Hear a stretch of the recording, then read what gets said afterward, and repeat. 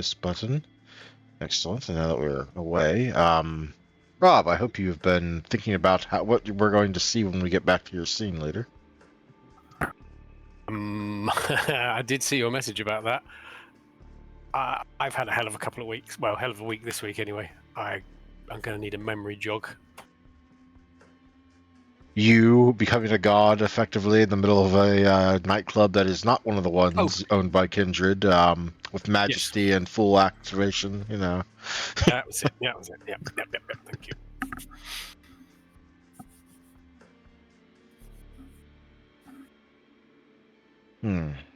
As I said in my message to Mr. How far we'll get before my dumb eyes decide, okay, time to sleep. It's funny because I was actually about 5 hours ago, I tried to lay down for a couple hours, get a little nap in, and I just could not sleep. And of course, now that I'm no longer trying to sleep, my eyes are like, yes, time to go to sleep.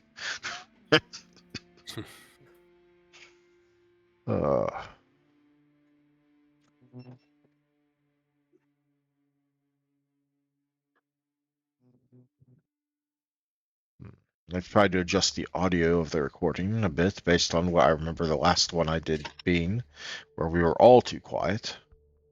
Whereas the one before that, I was too loud and everyone else was really quiet. So hopefully it turns out well.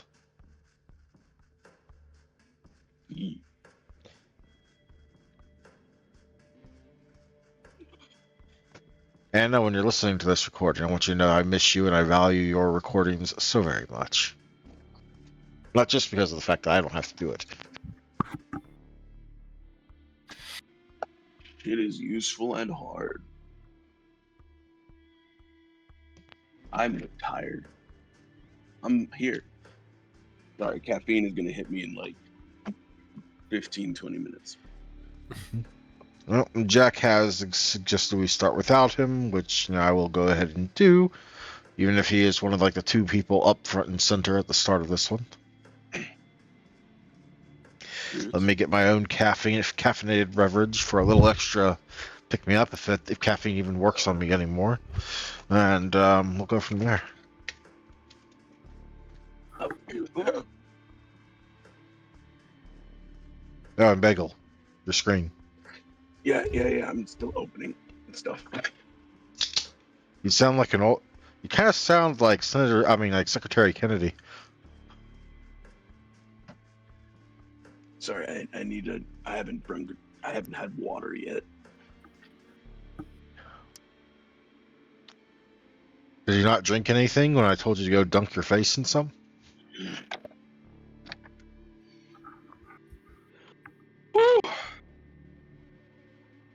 I heard that. Oh, that's a lot better.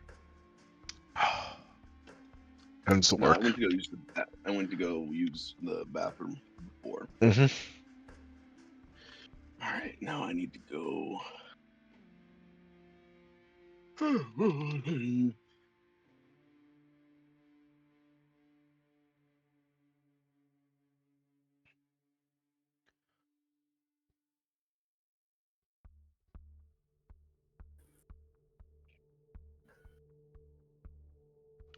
I wonder how many sessions we're going to go before you finally have to drive. I know. In any case, are you ready, RC? Bagel? Launching game.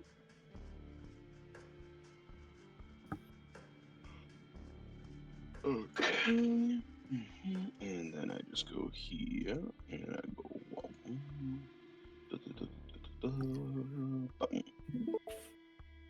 Excellent. Well, in that case, I will go ahead and get us started. Sedate session was sedate session, but it was still a thing. Things still happened. And therefore, we, as usual, have recap. Previously... Oh, wait, sorry, first. Welcome to session 20, everyone. Now, recap.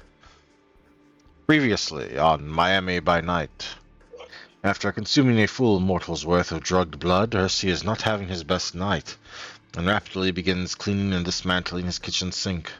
Eventually giving it up as a bad job after compulsively organizing everything perfectly, Ursi attempts to climb the ladder into his study, only to fall nearly on his ass, trying and failing not to cause Gary to stir, but getting the ghoul back to sleep.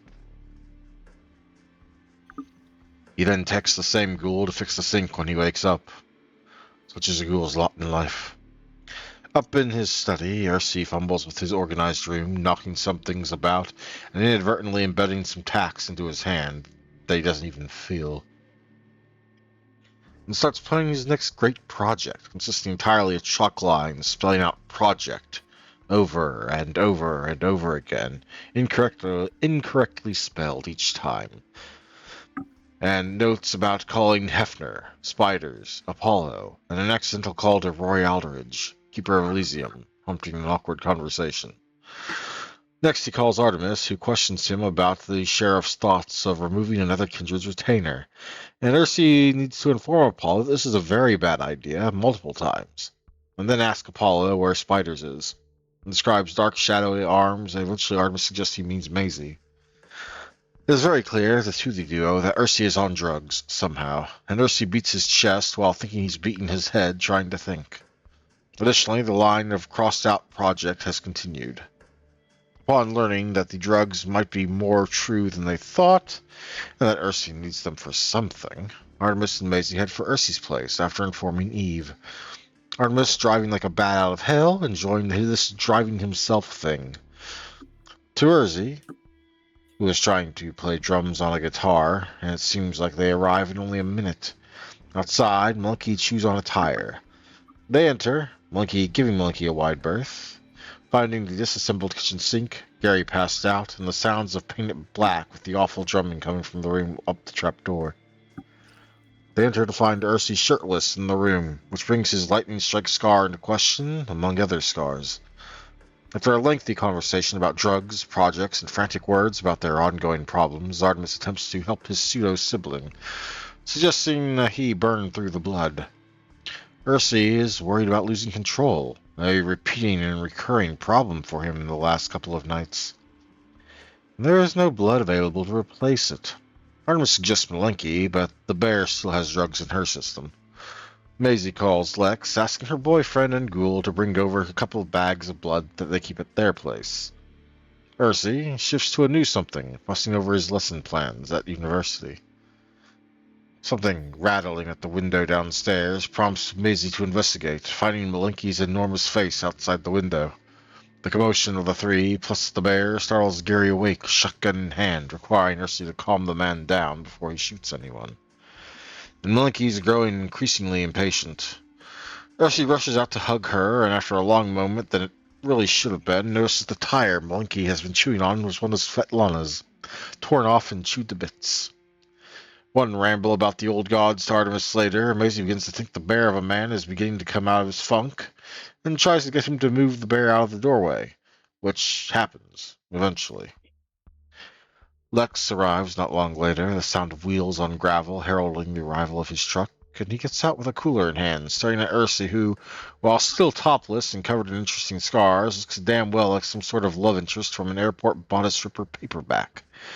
Considering the bear as well, Lex needs some answers, and since he's not sure he's going to get them in full from Maisie, he asks Artemis. Once he's up to speed, though, Maisie introduces him to Vesper, the New Guinea singing dog she's got at the pet store, which she declares to finally be a decision or choice of hers that hasn't been a nightmare in the last week. Artemis is a little irritated, or perhaps concerned, maybe both, the way Maisie's letting her ghoul talk to her and ask her about it, to which Maisie replies that she likes it that way, and apparently finds it sexy sometimes. Unknown to the others, Ursi conjures up a fog because of his drugged self wants to. The result is blatantly supernatural, prompting Artemis to frantically ask Ursi if he's expecting company from the chantry. The bear of man says no, and Artemis flexes his latent ability, activating what is commonly referred to as majesty, bringing all nearby under his sway. Ursi resists for a moment, calling out to him, wanting to know why, and rambles about Volos' gifts. Artemis starts putting things together and demands to know why Ursi had not told him about this ability before. Aside, Maisie, Malenki, Vesper, and Lex are all caught up in staring at Artemis in utter awe, like in the presence of a god. Maisie resists for a moment, though he feels the push to tell Artemis a secret. Fortunately, before her will crumbles entirely, Artemis snaps out of his newfound power and collapses into one of Ursi's oversized wooden porch chairs, sweating blood. Maisie pleads with him to never use that around them again. Artemis says he won't, but is still caught up in the aftermath of what he felt like with that power active. He grins and is perhaps already addicted. Artemis decides to leave after making sure Maisie has a ride home, which she does. With Lex here, but not right away. Ursi is offered bags of blood from Lex and drinks them in one go like a couple of Capri Suns. The bear of a man rambles about his past, his family being Russian nobility that escaped the purge, and an elephant behind Maisie. A little elephant. Maisie looks at Lex, something following the little elephant, and a fox made of little silver, as if the fox was pampered all his life. Suddenly, the elephant and the rest fades away, and Ursi is hit with an immediate wave of embarrassment as the last of the drugs fade away, and he sees the disassembled kitchen sink. Artemis tries and fails to sneak out quietly, but gets caught and is forced to properly say goodbye. The French goodbye, unfortunately, does not suit him. Maisie reintroduces Ursi as the guy that nearly killed her the other night. Lex is less than happy. Vesper, perhaps sensing tension, begins the strange singing howl of his people, startling Lex, who Maisie introduces as a singer of Velburn right as the mixtape above switches to one of the Velburn tracks on it. Elsewhere, Artemis, the silver fox that he is, heads to a nightclub. Specifically, one of the ones he knows is not the domain of any kindred. He works his way into the center of the packed dance floor, looking around. He runs his hands through his hair, straightens his tie, and activates his gift once more. The club goers around him stop, everyone in the large room suddenly turning to look at him.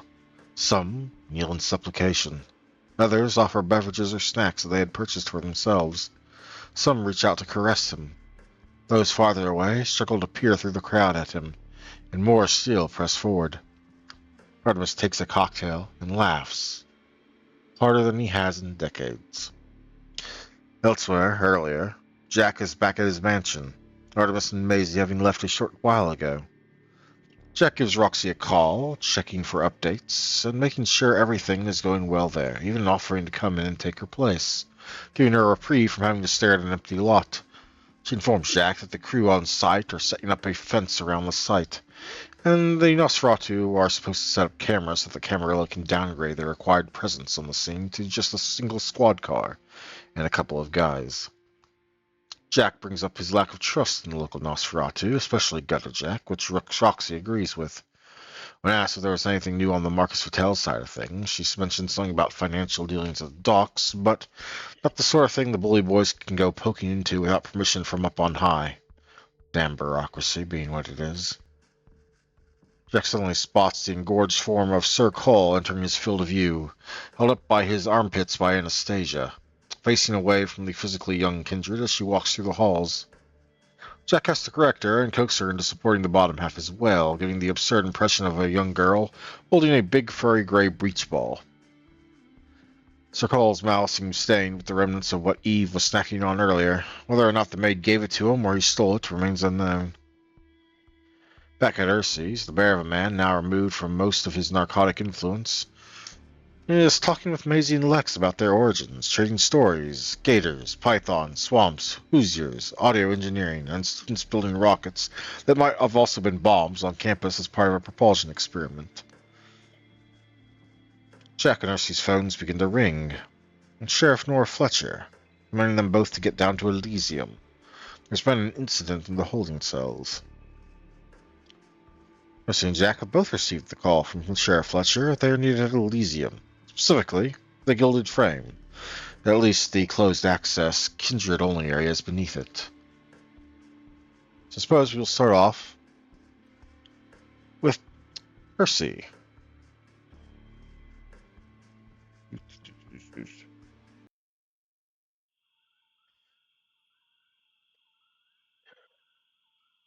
Well,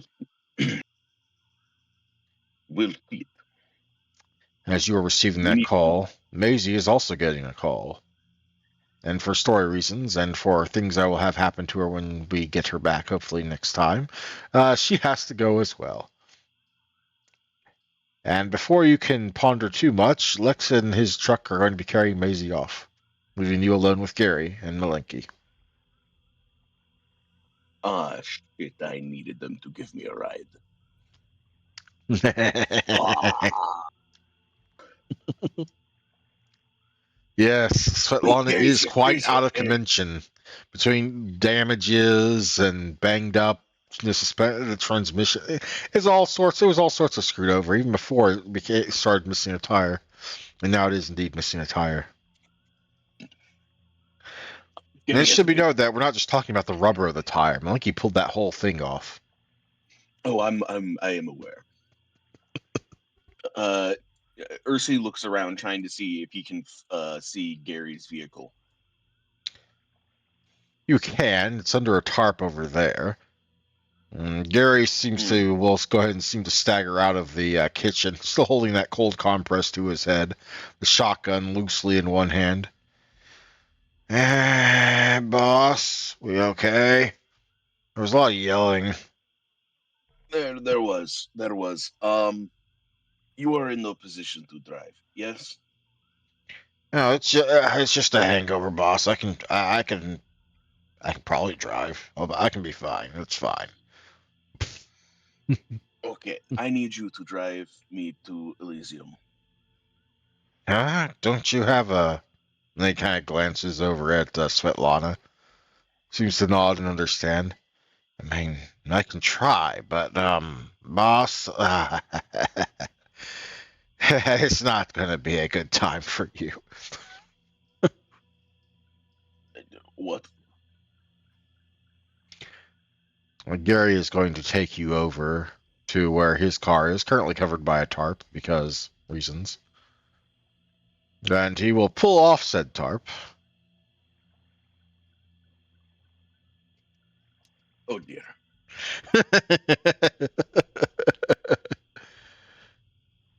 I've had her for like 20 years, but If she'll run, she'll do. I he need kind to of get motions ready. to your size. Yeah, no, I am abundantly aware, Gary. I'm gonna go finish getting ready. Won't be longer than 2 to 3 minutes.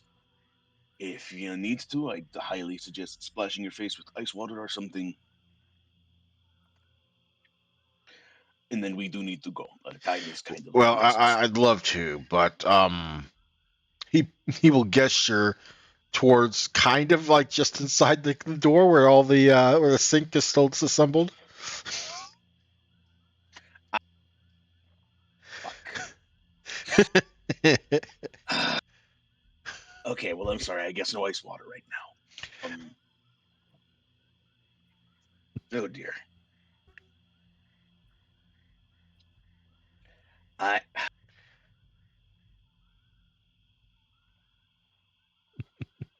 Oh dear. Okay. Um. Well, then just do what you can to feel less bad in the next 2 minutes. As Ursi will then kind of move around collecting his things, throwing on more proper clothes for Elysium and work.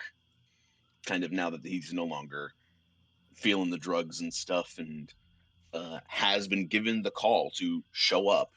He is doing a For lot the better. record, you still have partial effects. The last two effects really. And I believe I removed the last two, which is the those, or did I? Did I remove those? I can't remember if I did or not. Now I gotta double check.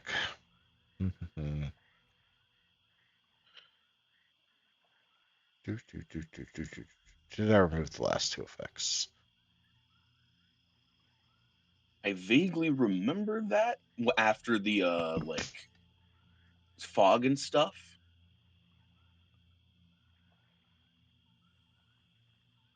But if that is not the case, that is also understandable.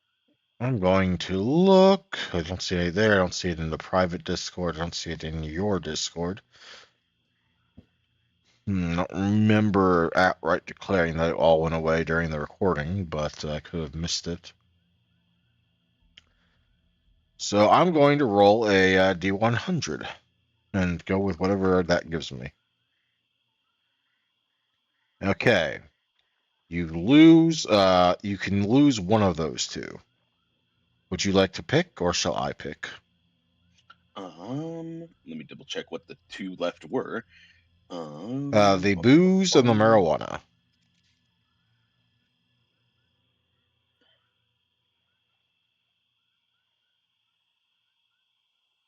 Do you want to show up drunk or stoned? Oh. Definitely stoned over drunk.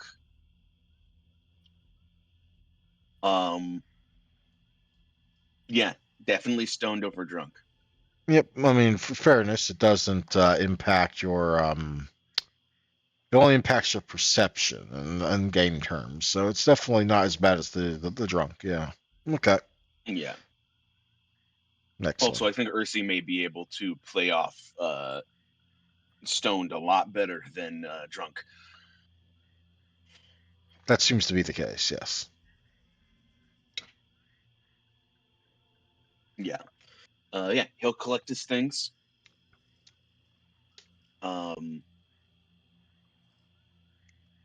Double checking everything in his coat and stuff. Goes to triple check things. He still leaves behind. He doesn't realize this at the time, but he still leaves behind the large evidence baggies, so he only has the small ones.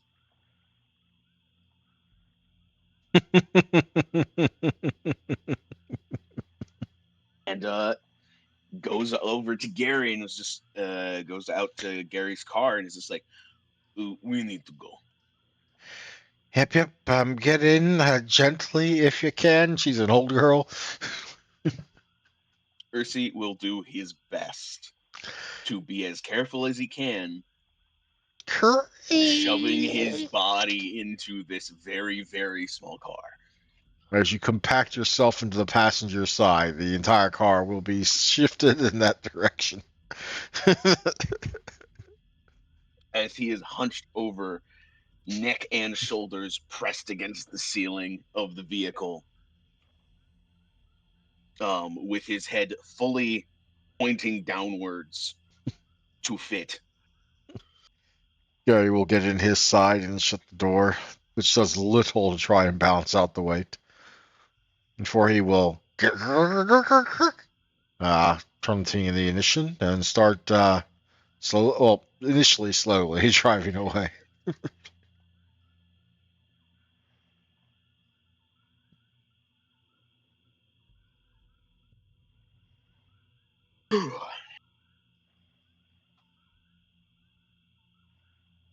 It just amuses the hell out of me. All right. An embarrassing 20 minutes later, and a very uncomfortable 20 minutes later, you will arrive at Elysium.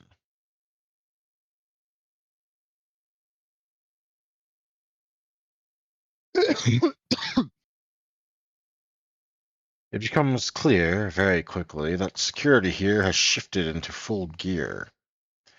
Mortals, presumably here for scheduled events, are being turned away at the door, being fed one bogus story or another. Another layer inside as you enter. Some ghouls openly carry automatic weapons, while others, conjured and ghoul-like, are being questioned. Or doing the questioning.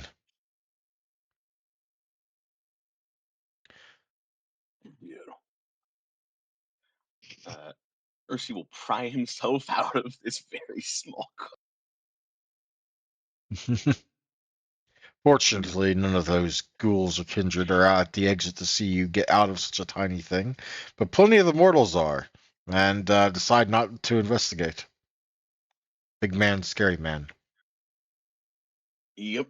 as he functionally gets out of this clown car. The car doesn't quite set back up quite the way it should. Gary's probably going to need to get that suspension repaired. Oy. Look at you, breaking a second car in as many nights. Oh dear. Yeah, as he will dust himself off if need be, sort of straighten himself, make sure he is presentable, and head inside.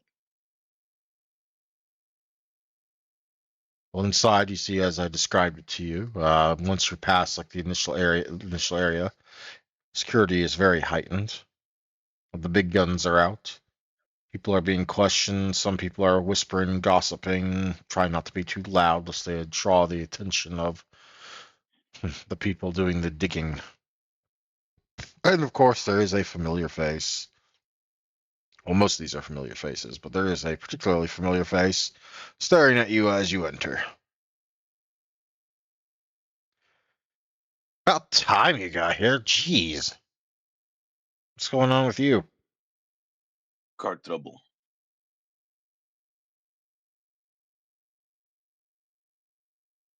I Car truly wish trouble. it was any. I truly wish it was anything else. Svetlana is out of commission, so I needed to get a ride from my ghoul, and his vehicle is Svetlana? What'd you do to my baby? your baby.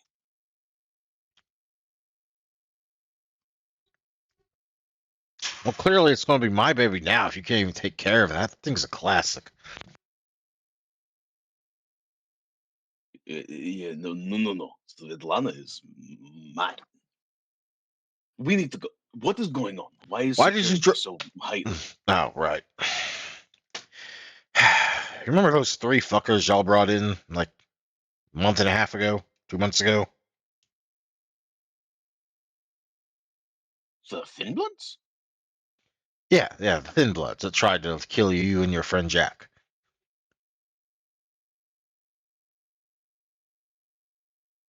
Vaguely. Yeah, well, they ended up torpid, if you remembered. And we've been holding them down to holding cells, waiting for them to wake up. And, well, they're dead. Final dead. Someone came in and cut Oh off their dear. heads. Oh damn it. That is not good. I mean, no shit, it's not good, but still. Yeah, when did we get a deal here? I'm sorry, I thought Travis said that. And I No, was no. really I just confused looked at. for a moment. I just look in Discord, and there's suddenly Dio's here.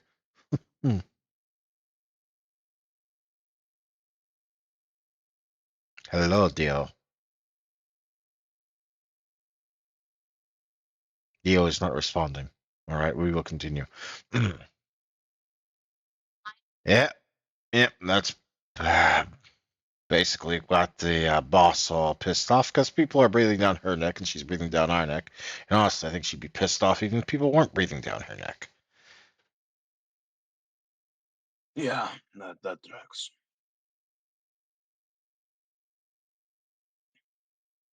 But yeah, I got here 5 minutes ago. I just want to interrupt the role play. Ah, okay, cool.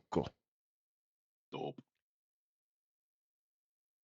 In which case, since you were already in your car, we can go ahead and have you arrive now. You just got a little bit delayed because of traffic.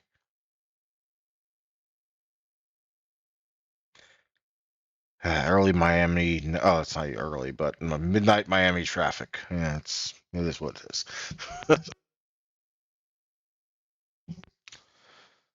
Jackie arrived to find largely the same circumstances Ursi did.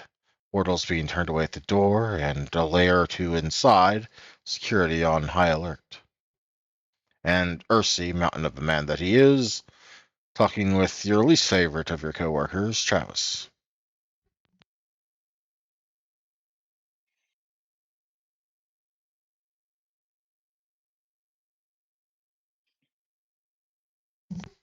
So was there any information aside from that? Not that I know of. I'm just here trying to make sure no one does a runner in case we find one of them's in on it. And let's be honest, someone's probably in on it. Oh, hey, Iceman. Oh, almost. Look whose ugly face dragged itself in the door. Garbage is that way.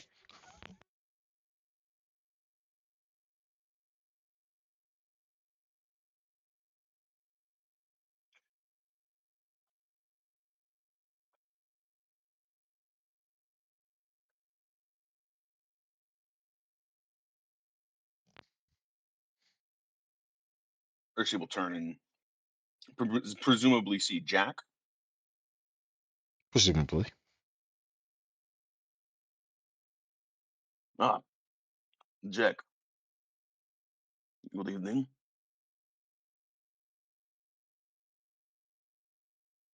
Evening.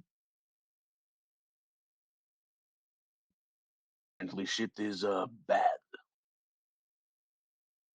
In other news, bear shits in woods. There he is. Bear shits in Svetlana. You no.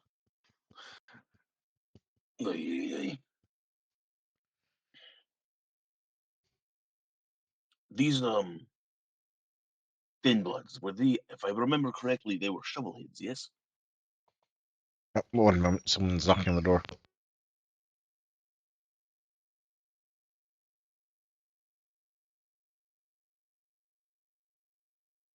Apparently food's ready, but first... Shovel, I don't know if we ever actually found out if they were shovelheads or not. We just knew they were thin bloods because of your little weird blood forensics. That part I remember.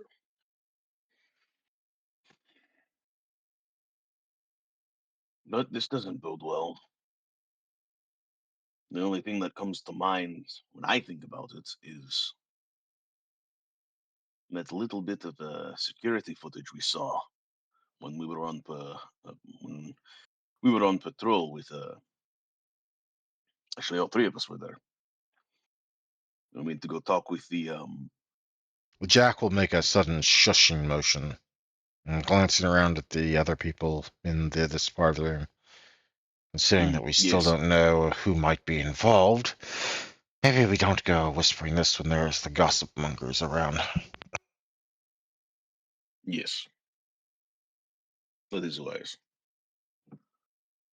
Very well then. Should we hit it? Oh, I guess. Now I'm going to Give eat your a plate station here. I'm going to eat a plate of food, but I just want to say it totally makes sense that Ursi would slip up like that. I mean, he is still technically stoned. Mm-hmm.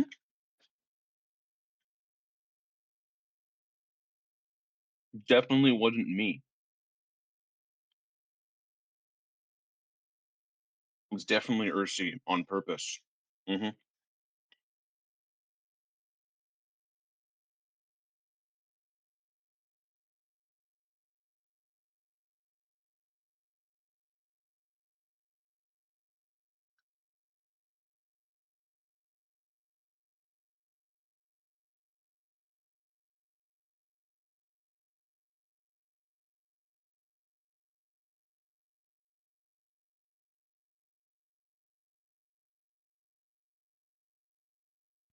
Okay, I'm coming back. Got some food. Food. Hmm. Hmm. All right. That said, people assuming we're talking about the same video. I'm kind of starting to lean that way myself, though. We don't really have anything yet. But if assuming those things want shuffleheads, and that's our only other known source of extra thin bloods.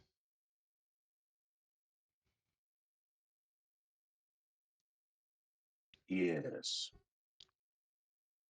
Perhaps you're on your positioned here, yes? Yeah, for now. For now. Boss, what's one of us topside to stop any runners if we get any? Understandable. Very well. This stinks. This is not good. This stinks of stuff that is going to be a headache.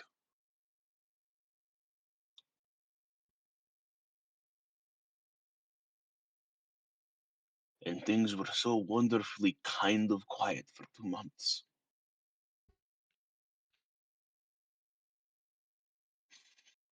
Very well. This is probably because you said you were bored. One of you probably said you were bored. It wasn't me. Uh-huh. Sure thing, big guy. Let's be real. It was definitely you. And then he'll head inside.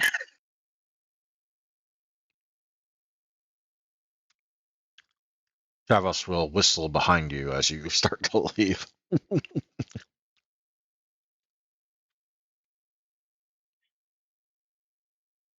And Ursa will go find the boss. Downstairs to You the guys all holding going with cells. him? So what was that, Jack?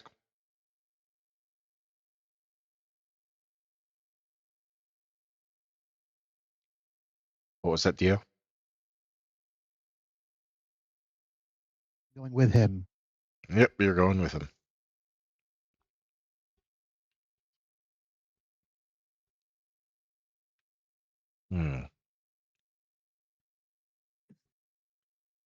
Down the stairs, deeper than the building's blueprints say it goes.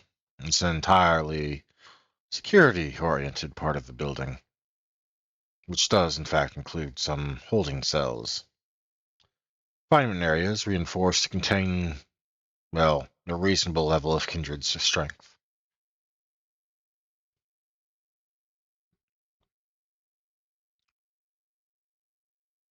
And down there, you see two figures standing in front of some of the cells.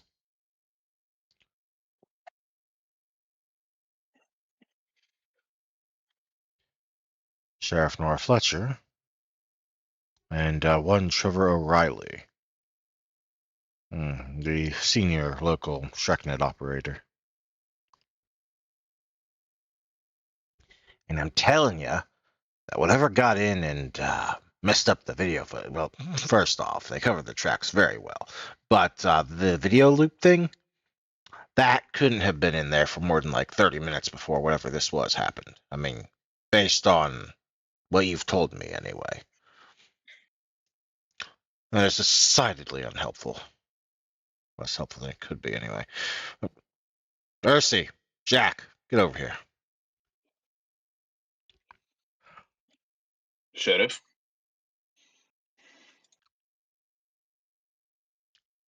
She will nod at the both of you, and then jerk her head in the direction of three of the holding cells, within which can be seen the still only slightly decayed corpses of the three thin bloods you brought in a month and a half to 2 months ago, decapitated, each one of them.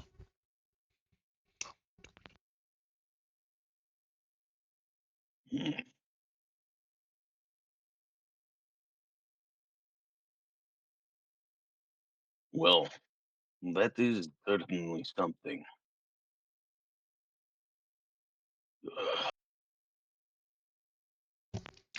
Our best I'm guess, assuming. this went down about an hour ago.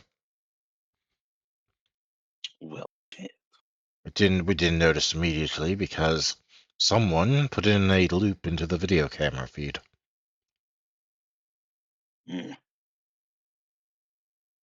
that is.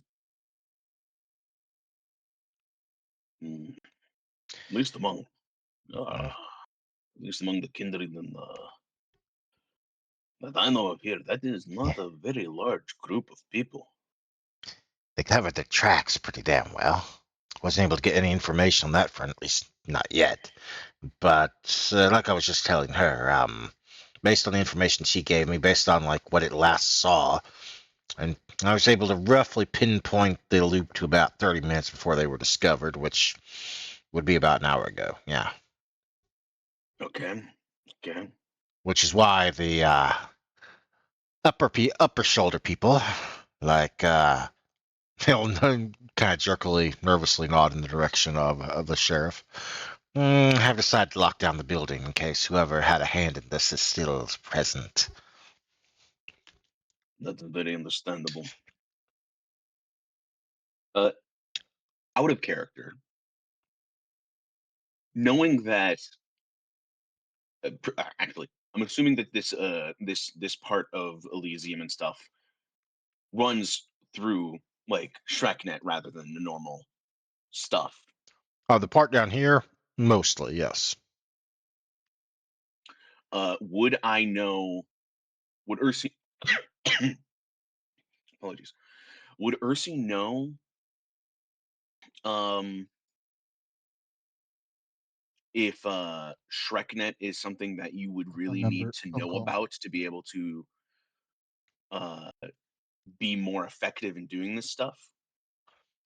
It's 1999. This is the day and age where it's not unusual for your average kindred to have an email in Shreknet. Yeah. Okay. So Shreknet is known amongst kindred, but if you were not, okay. Yes, Well, but I will interject here.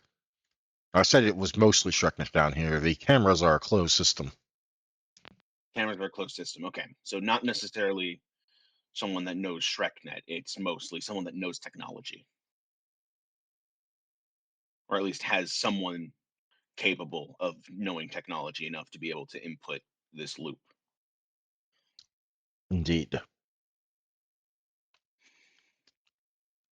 Well, they certainly had to have their way with technology to be able to do that, and they needed to be quite capable of hiding their own presence to be able to pull this off in the first place.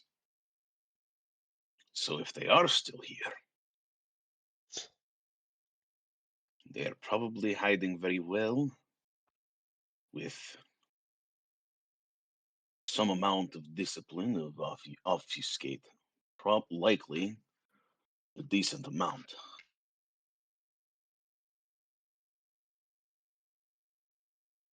You assume. Yes, I assume that is correct. It could not be the case, but in terms of all of the mm, supernaturally able in this building, I would be very surprised if this was pulled off without it. Remember, we don't make assumptions. We let the evidence tell us what we know.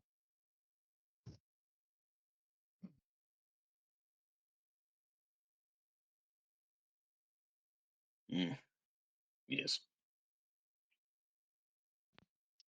All right, now all Uh, we've got is 3 decapitated individuals that I very much wanted to question when they finally awoke. A whole building full of suspects, and the suspect might not even actually still be in the building. yes, that is troublesome. He kind of takes a look at O'Reilly, and then Yeah, kind well, of I might be able to help us out if you're willing to turn a blind eye. well,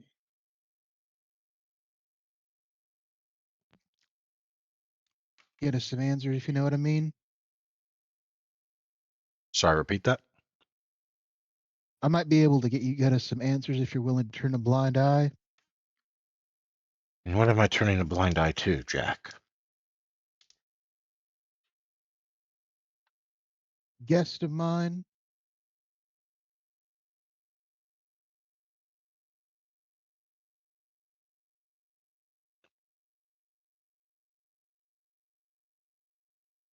Hmm. Okay, that angle might actually work. No, at first I was about to say no, but there are ways that could work, yes. Hmm.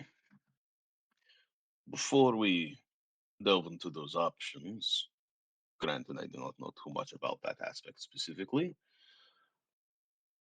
do you mind joining me in essentially Ursi is gonna motion to Nora and Jack to move away from O'Reilly temporarily. Smart call. Of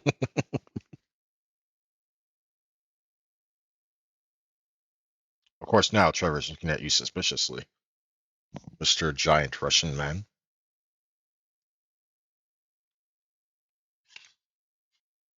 And then Ursi will kind of say under his breath to Nora, we have encountered some stuff previous that comes to mind in regards to this situation. However, I do not know if right here is exactly the best place to discuss it. Should we wait till a little bit later, or? Trevor, get back to the security room. See if you can't find out more about the alterations made to the files.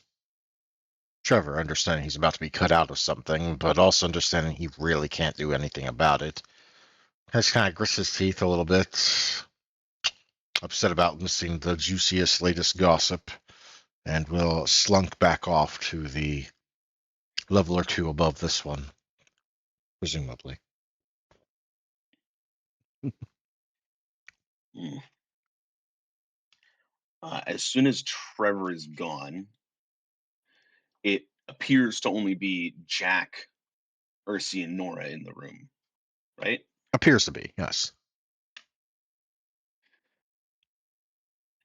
Ursi will kind of look around, make sure he shuts the doors, and then we'll, after he's shut the doors, he will kind of sniff around temporarily, just kind of doing a quick check of being like, I'm sure Nora already checked, but like basically anything that he may pick up of either someone, essentially he's being a little paranoid right now of like someone may be in the room that we can't see, so just doing a very, very quick check for that. Indeed. However, since the unseen is a thing, and does require you to have at least the number of Auspex dots matching a potential hider's obfuscate dots, assuming the hider is using obfuscate. I only have one dot aspects, so I don't think I have that. Do I have that? Technically, anyone with any number of Auspex, but again, rank 1 would only be able to see rank 1, so. Since the unseen is a passive part of Auspex, it's not a specific power. Oh, I know. I was just, I will just open the sheet up and find out how much aspects I have of my own. I'm going to tell you to roll either way. I'm not going to tell you whether or not it matters. Well, no, of course not. That would be breaking the GM code of silence. Exactly. In that case, Only time what you dice? do that is when your players are utterly screwing the pooch, completely lost, and starting to get frustrated. And you're like, all right, fine, Jesus, I'll give you guys a hint. Yes, the Friday game.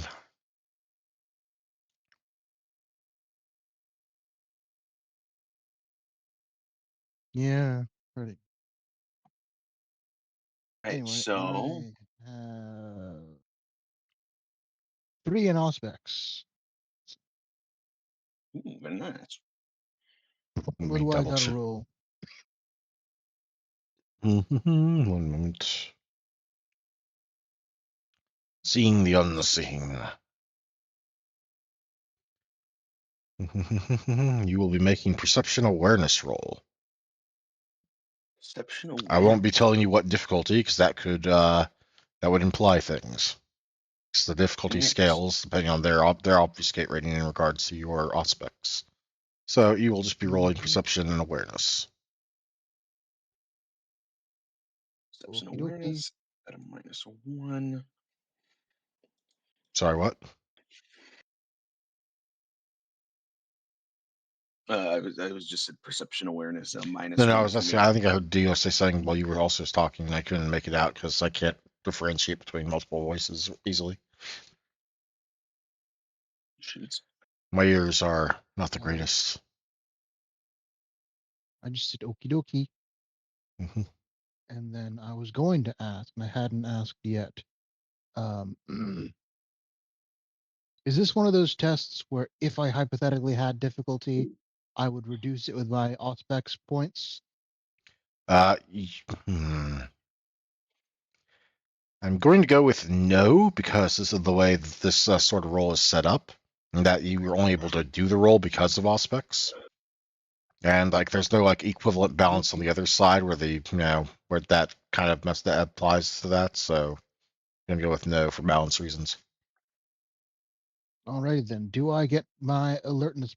Not alertness. Yeah. Do I get my perception specialty?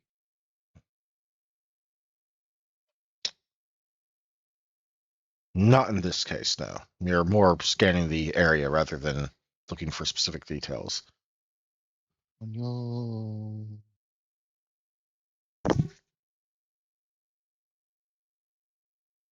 Well, I put myself down at difficulty 8 because I just guessed a number. So I don't know if that means I did good or did bad. But at the very least, I got one success if it was diff 9. If it was diff 10, I'm utterly fucked. If it was diff 10, I got 2 successes. If it was diff 8, I have Well, 3. the highest roll it can possibly be is difficulty 7, so you're good. It's just that if you like exceed their obfuscate, you get to reduce the difficulty. Ooh. Mm. Well, if they're here and I didn't exceed their obfuscate, then we're dealing with a motherfucking elder, and I'm scared. Oh. Hmm. If they're It here, it's only an unopposed roll if your Auspex dots beat their obfuscate dots. Mm. If they're equal, it's a opposed roll, and if they beat their obfuscate beats yours, well, it doesn't matter one way or the other. Yeah, fair enough. yeah. So it could just be someone. It might not be an elder. It might just be someone who rolled exceedingly well Or in this there could be no instance, one here at or they're not all. here. Who's to say? Yeah, or there's no one here. That's not true. I'm here. Damn it. You're correct, Jack. You see. Well, Dio, describe yourself. That's what Jack sees. I mean, I should note I do have the flaw, so you could always give me shit from that flaw. Indeed, I really need to use that more. I haven't been. Actually, be right back. I need to dash to the bathroom.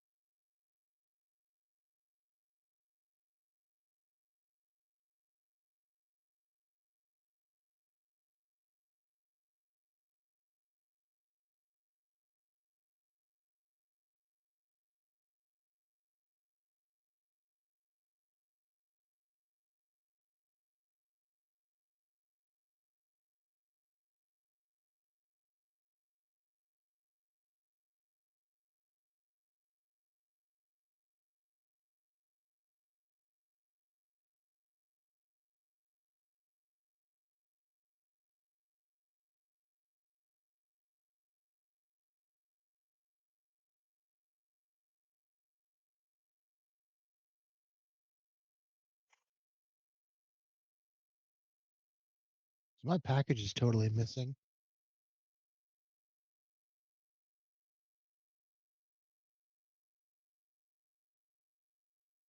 Ooh. Yeah, like every modern shipping company, they send you a picture like, all right, here's where we left your shit, man. But USPS is like, we left it on your front fucking porch, man. I'm like, I can't find it. They're like, well, we might have forgotten to deliver it today. We might be delivering it tomorrow. Did you or did you not? I don't fucking know. Well, thanks for that. I have returned. What have I come back to, darlings? I have no idea.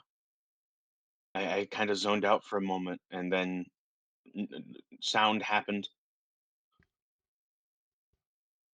I was Hmm. just saying that I ordered something from the USPS and they said they delivered it, but they didn't give an image because most services they give you an image and they're like, here's where we delivered it, and they didn't. And it's like, what do I do now? Or porch pirate. That's unlikely.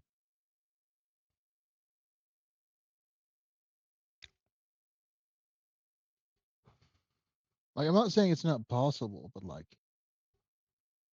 you know, Mhm. we've never had a porch pirate issue.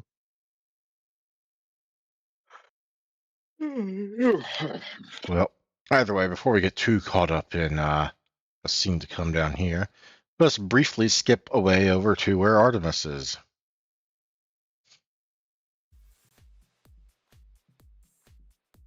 Artemis, Rob, now describe your scene. There is a sea of swirling bodies moving in a slow spiraling circle around the dance floor, and as the camera pans up towards the ceiling and looks down, you can see Artemis is being crowd surfed. All around the room, people are desperately trying to catch just to touch the hem of his jacket as he sails back and forward with the biggest grin he's ever had on his face.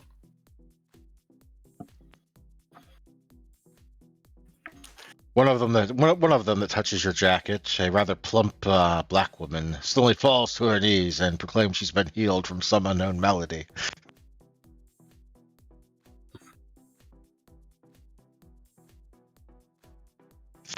He's oblivious to any individuals. He's just he's surfing the wave of this. Every time you pass near the edges of the crowd, there's like a whole sea of hands holding up cocktails, snacks, other offerings, anything they think you might like. There's a signed pair of panties in there somewhere. Yeah, but when he gets home, he finds his pockets are stuffed with telephone numbers written on scraps of paper. No, absolutely. There's also a few cameras flashing. Photographers trying to capture the best light of this god, nascent god assembling, that sort of thing.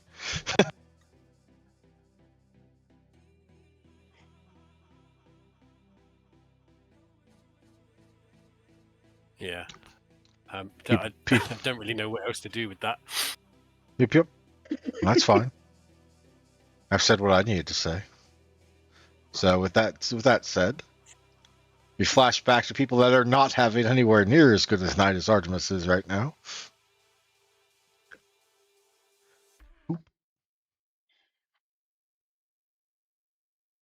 And with that, Trevor is no longer here, present here. And as best as you have been able to figure out, there is no one down here aside from the three of you. This could have, now that we are alone as I can tell, this thinks. This thinks to high hell.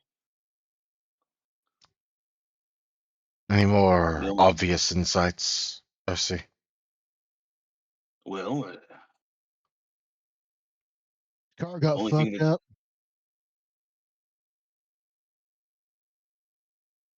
What got fucked up? His car. I don't know what that has to do with this, but okay. Well, she asked if you had more obvious insights. So presumably something about your fucked up car, I guess. No, I was more referring to when we were on patrol with Travis and we talked with Nathan. what was Nathaniel, rather, Nathan.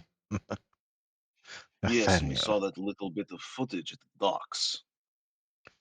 Huh, yes. The one with The one potentially leaking Marcus Fattel and Gutter Jack, yes. Possibly yeah, bringing in additional unwanted sources of problems. exactly.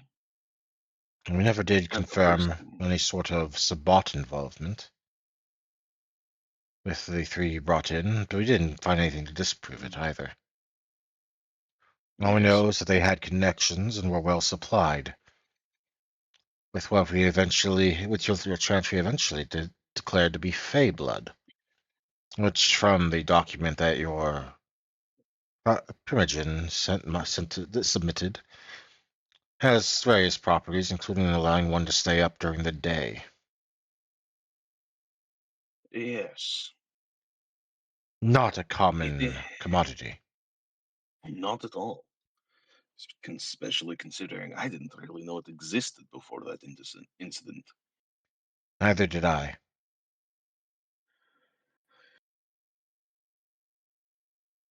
So then, I've definitely been keeping some iron nearby. You got a let's supplier? hope. Sheriff Nora asks you, absolutely seriously. No, I just have got bits of iron around the house. That's what the old stories say. Iron keeps them away. Gold I have iron, no idea yes? if that's true. There's lots of stories about us that aren't true, but it couldn't hurt. Yeah. Should add some to my haven. Out of character, I know cold iron, but it's not publicly known Hmm. to. I don't think the characters would know that.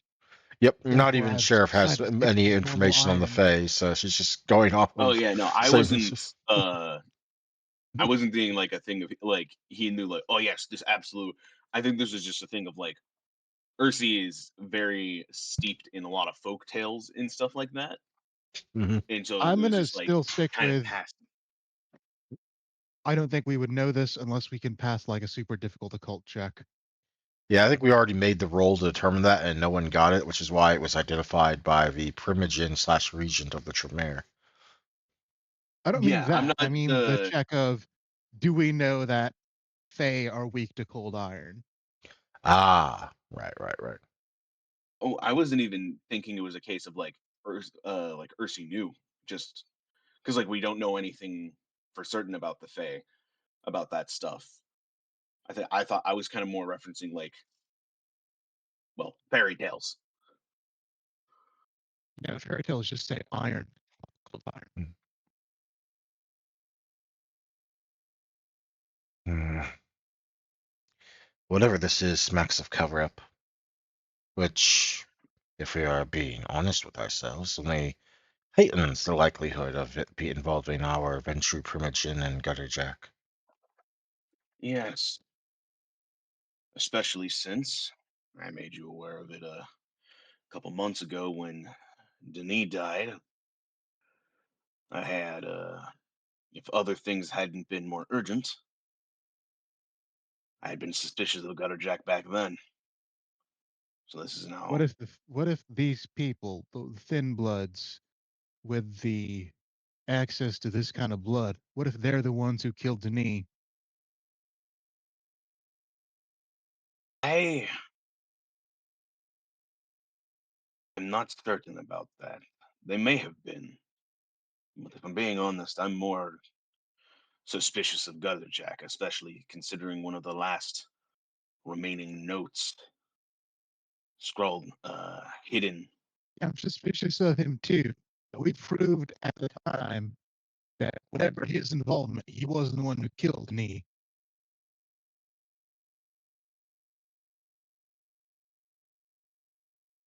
Maybe. At least that's what I got from the scene. He may not have been the one that killed the knee, but I do not. I'm still well, Yes, yes. doubtful of his. We all think he's background. involved with killing Denis. Till we Mhm, get just- evidence, it's just a theory. Yes, hence why I am theorizing. I'd like a wits investigation check, difficulty 8. Ooh. Ooh.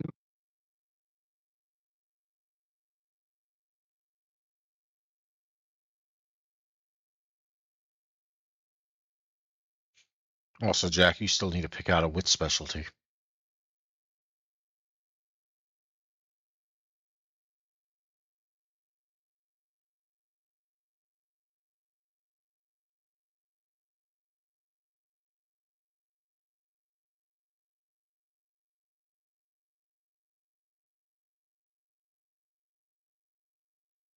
I did better than I thought I was going to. Holy shit. You're going to steal all the good rolls from Dio. You're gonna say that now, and then you're gonna roll like 3 10s. Oh, right. I almost forgot. This is a one-upmanship thing. Jack gets a -1 difficulty to show up Dio. I mean, to show up Percy. Yep. I still can't drive good. Difficulty 7 for Jack. For investigation. Yep, wits investigation. Okay.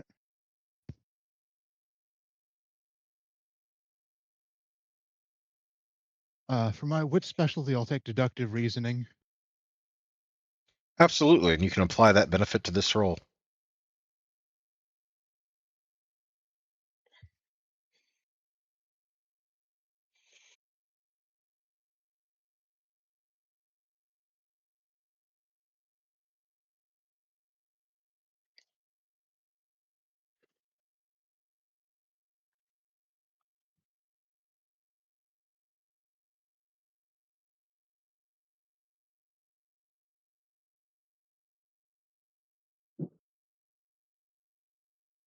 Wits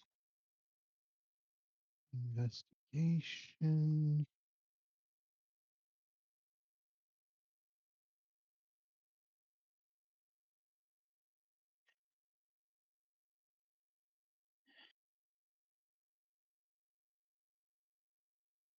Difficulty 7. Oh wait, that's modifiers, not difficulty. I almost worked that up.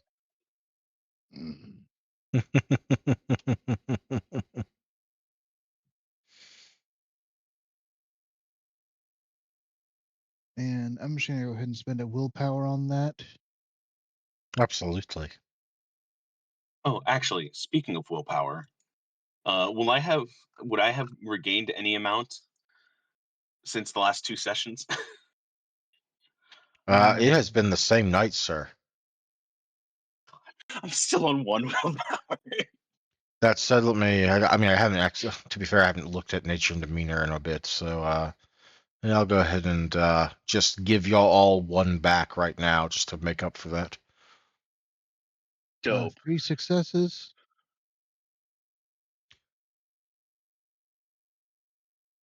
Including. Okay, you both get 3 successes. As I expected, Ursi took the best rolls for himself. Shame, Ursi. Shame.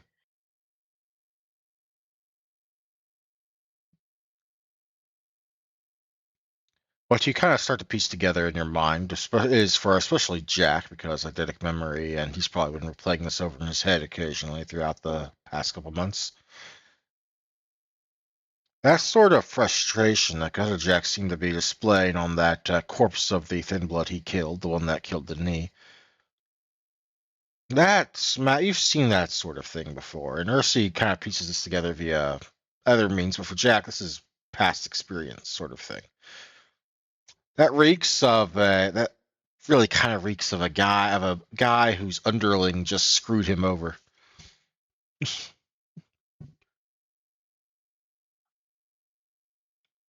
Someone acted in a way they shouldn't have without checking in or asking or anything else. And kind of foobarred everything just for that.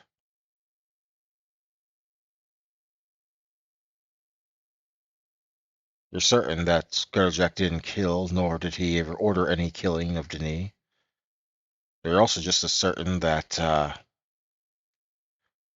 whoever did was almost certainly working for Gutterjack in some fashion. Mm, Not that you have the hard evidence to prove it. Well, not yet.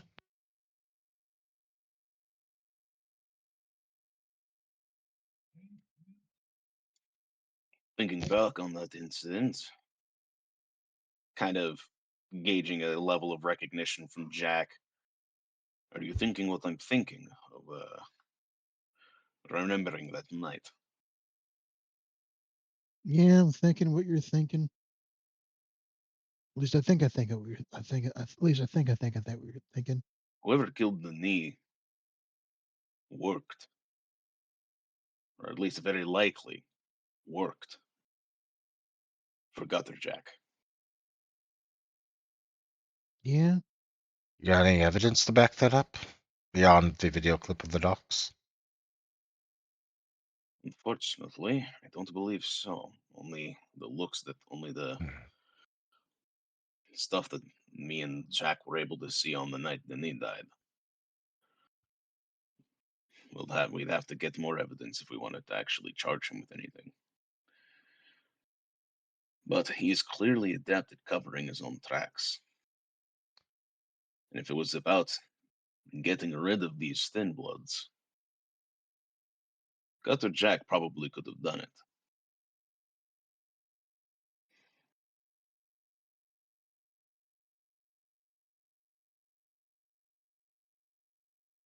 Or at least someone working for him. Nosferatu and all, stealth and technology are kind of their bag.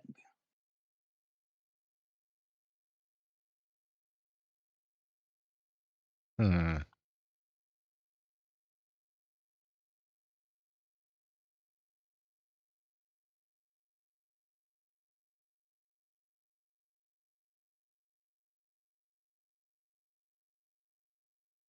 How this relates to the Fey blood, I am still very unsure, if it relates at all.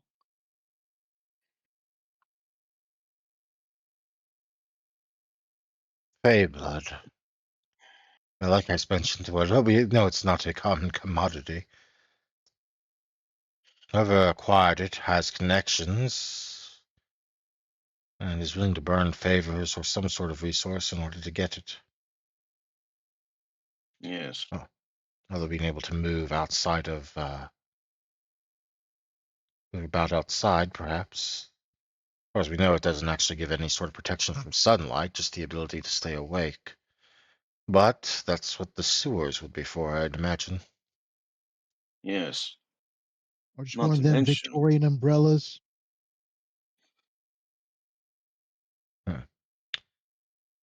Before my time. And I've never been a fashion yeah, girl. That said, if I recall the report correctly, you mentioned they came into your haven by way of a passage? Yep. And how many people would have known of that passage? Person who owned it before. That's about it. And the person who owned it well, before was a certain primogen you exposed for being a member of the Sabbat, yes? Not a member of the Sabbat, but for sending them information, being a sympathizer. backstabbing some bitch. Close enough. Or worse, rather. Yes, which means this does have a decent chance of being connected to that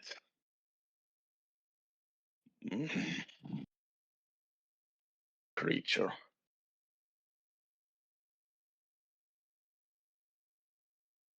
I'm going to continue having Roxy and Travis question those upstairs. We have to face the likelihood that whoever did do it managed to get out before the building went into lockdown. And the increasing likelihood that this all ties back to the Nosferatu and the Ventry Primogen. And potentially, correct me if I'm wrong, Markov. Was that his Malkov. name? Malkov. And potentially that despicable creature Malkov. My understanding is he managed to escape the city. Hmm. Yes, well, they never released the Malkov list. Well, we have already decided that wherever they got this thing from, whoever is behind it, which we assume, but do not know, Brigadier Jack and Marcus Vitale, they have connections. And that would definitely imply they have connections stretching beyond the Camarilla. And within. And within. Well, I am certain that the prince would want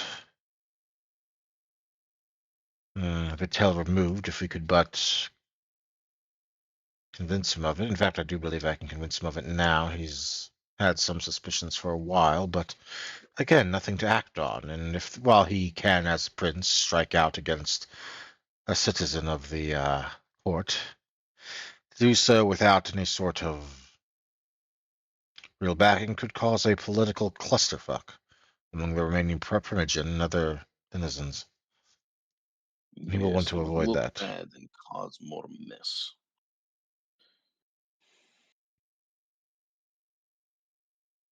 Dear. Hey, blood. Potential inside leaks and traitors. Whatever the fuck is going on in that lot.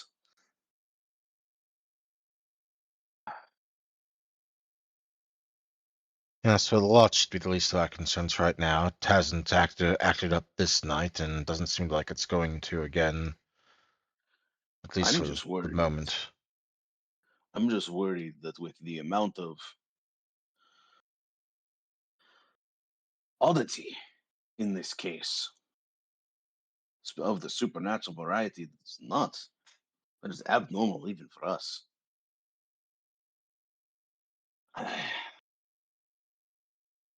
I At this I point, I really, wouldn't be surprised. really want to say that I think that you're stretching a bit to tie in this matter with the lot, but I can't prove that you're wrong either.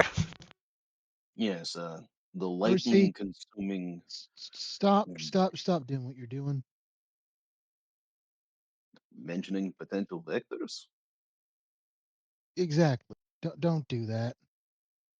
We go where the evidence leads us. We do not take the evidence where we want it to go. Yes, I understand, Mr. Sherlock.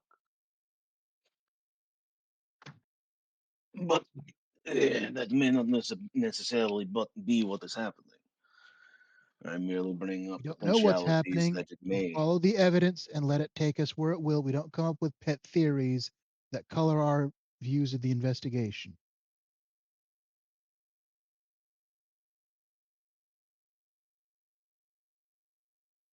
Regardless, we don't have a lot to go off of.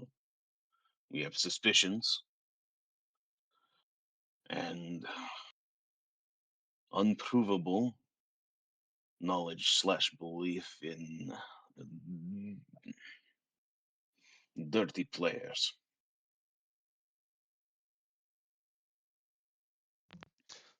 For the time being, assuming that the investigation upstairs reveals nothing, and at the moment I'm inclined to believe it won't,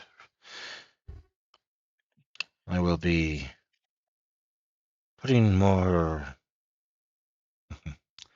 flexible permissions on the two of you to investigate the matter regarding Gutter Jack and Patel. And I highly recommend the two of you perhaps check in with Nathaniel at some point. The man is old and somewhat crotchety, but he has an axe to grind against the tell, and if he might yet have more information that might be able to help you. And us, for that matter. Yes, potentially. That is good. That is a good thing to look into. Hmm. But first, if you want, you can go ahead and poke at the bodies. They're not going anywhere anytime fast. Yes, Embrace within the well, last year, the best estimates are, considering how slowly they're decaying.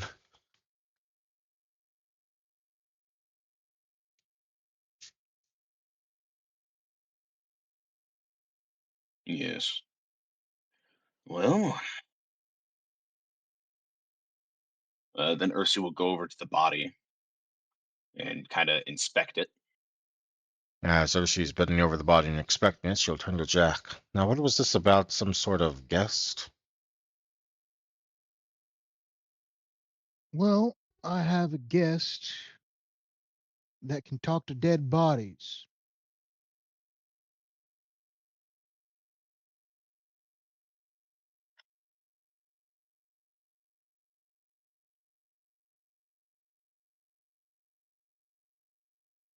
I wasn't aware one of the Giovanni were in town. I shrug. Let me guess. Part of getting them to come down and take a look is going to involve me not asking those questions. Something like that.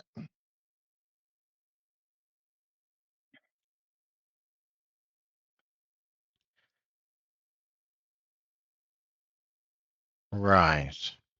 Use the back door, but make sure to dismiss Trevor on your way up. Best not have them You watching sure I can't give cameras. him something fun to do?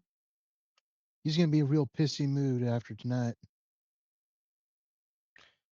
For the record, don't miss. I'm talking about Trevor, the Nosferatu, the one that she was with the moment earlier. This guy, who is currently up in the security room, messing with the cameras and the computer systems. All right. So Travis, the one who's pissed. No, it Yeah, sounded like Trevor was the one who was pissed off. Trevor was disappointed that he wasn't hearing the goss. you wanted to hear the gossip, yes. All right. Travis is Travis is playing upstairs, along. upstairs on the ground floor, basically making sure no one does a runner.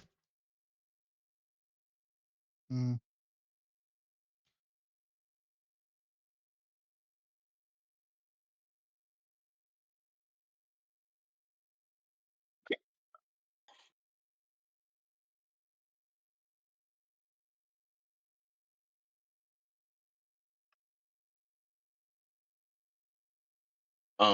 Yeah, and I guess I'll go up and send him away and call my guest through the back door. Well, she's going to need to get that call. Fortunately, yeah, you got it, man. You probably have a second car somewhere that can take her. Well, Jack takes his motorcycle, so he has a car. Fair enough, but Lynette can't drive. But then again, you have Eve. Problem solved. Mm-hmm. Still, there is the phone call for this. Eve will be the one that answers the house phone. Yeah, this is the Hellbram residence. I'm too lazy to do much right now, so just pretend this is an answering machine. Take your answer after the. Eve, I need you to put the guest on the phone. Oh, boss. Yeah, sure. What you need? Oh, right. Guess the scary one. Yep. I'm going. Sorry, kitty. I gotta move you. There's a loud bass meow as something gets shuffled around.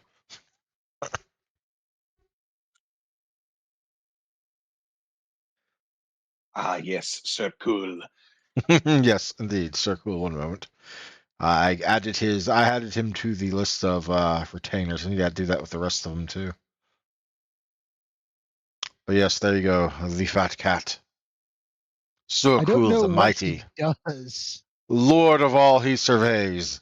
Also possibly food ninja.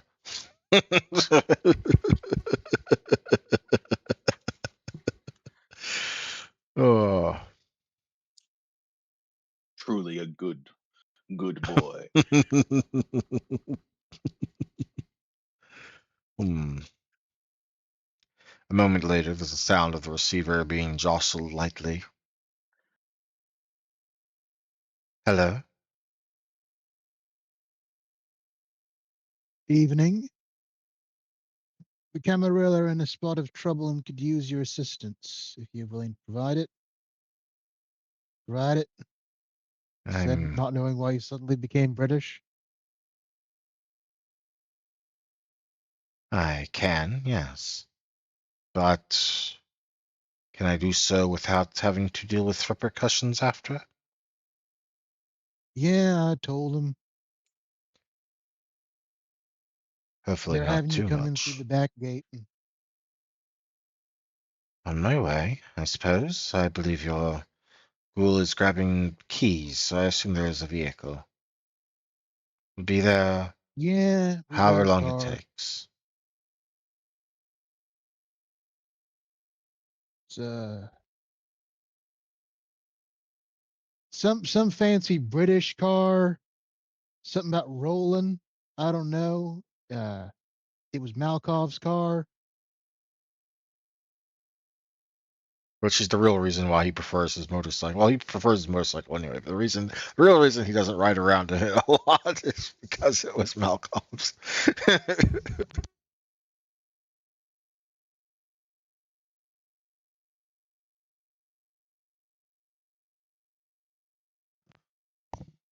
Like I'm imagining the hood ornament of the car is like a Russian Orthodox cross.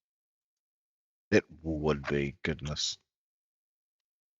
Nothing against Russian Orthodox, just against Malkov in particular. Oh yeah, no, Malkov deserves all of the hate. All the hate for Malkov. He is a disgusting creature. Stop talking about it. You might make Artemis come.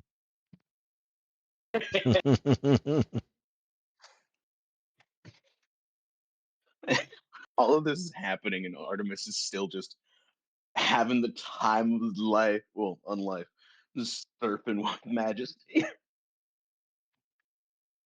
Anyway, here is the image that AI gave me of his car.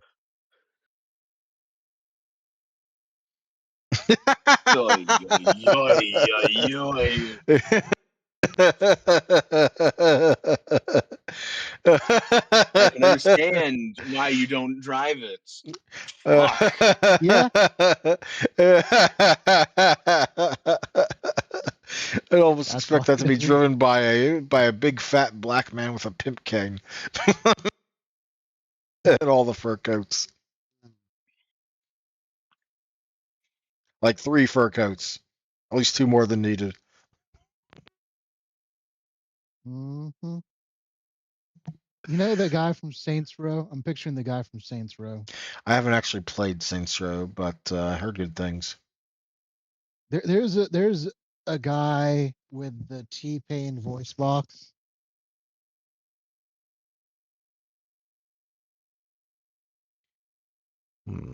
Just to refresh everyone's memory, here is the dreaded picture. Yeah, yep. The picture is so powerful and potent that Artemis had to seal it away in a storage closet.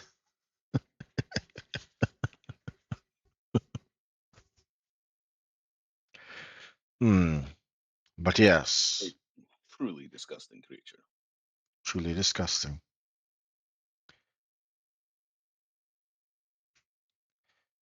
It will take another half hour before Lynette arrives at the back door, where you are presumably waiting to escort her.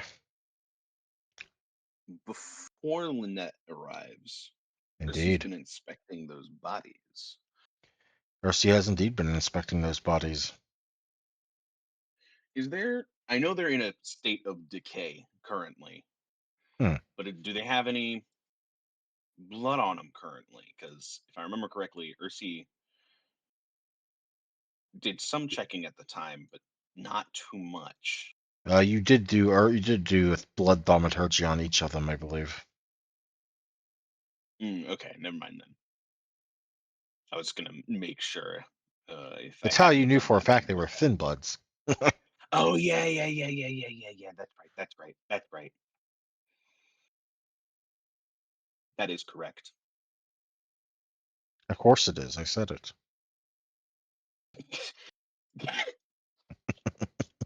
Yeah, of course. Rule 1, I'm always right. There you go. Rule 2, see rule 1. Actually, You're if I living an remember opposite correctly, the day. thin blood who Gutter Jack killed when Denis died, he beheaded him, right?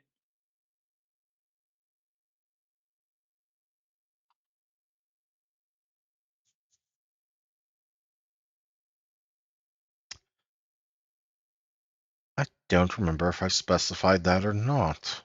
But you know what? Let's go with it. Yes. Could I check the body to see if it looks like similar work? You know, decapitation is decapitation. Looks like it was. Well, let's make a roll first. Give me intelligence plus medicine. Intelligence plus medicine. All right, int Hmm. medicine. Difficulty Difficulty 7. 7. Okay.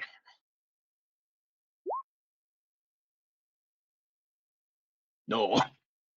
No, you have no idea, man. It's a decapitated corpse. If I hadn't rolled a 1, I would have had 1 success, but I rolled a 1, so I have no success. Can I try? Technically, you would have been rolling with -2 dice penalty because you didn't have any dots in it, and it's a knowledge. But so you would have Oh done dear, even that's worse right. potentially. But yes, you may try when you get back down there. First, however, there is Lynette, who will arrive at the back door. Eve just kind of impatiently waits out by the car. And Eve does look Alright. oddly embarrassed to even be driving that thing. That abomination of a car. I'm glad Ursi. I don't think Ursi would have gone up with No. Jack, and so Ursi hasn't seen this abomination of a vehicle. I also don't believe you've been introduced to Lynette yet. I'm pretty sure that's just been Jack because, keeping her secrets. This will be interesting. Yeah.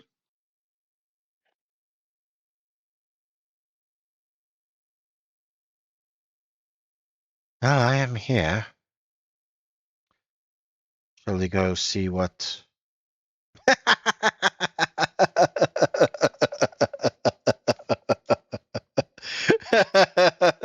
God damn it. What? Look in general on Discord. Oh my fucking god.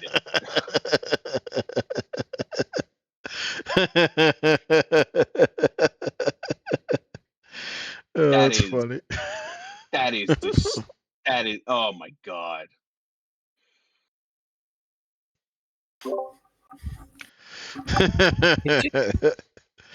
Oh, I'm sorry This to is leave what. you unattended so much, Rob. No, it's fine. This is what Artemis has been working on as an image change for this guy.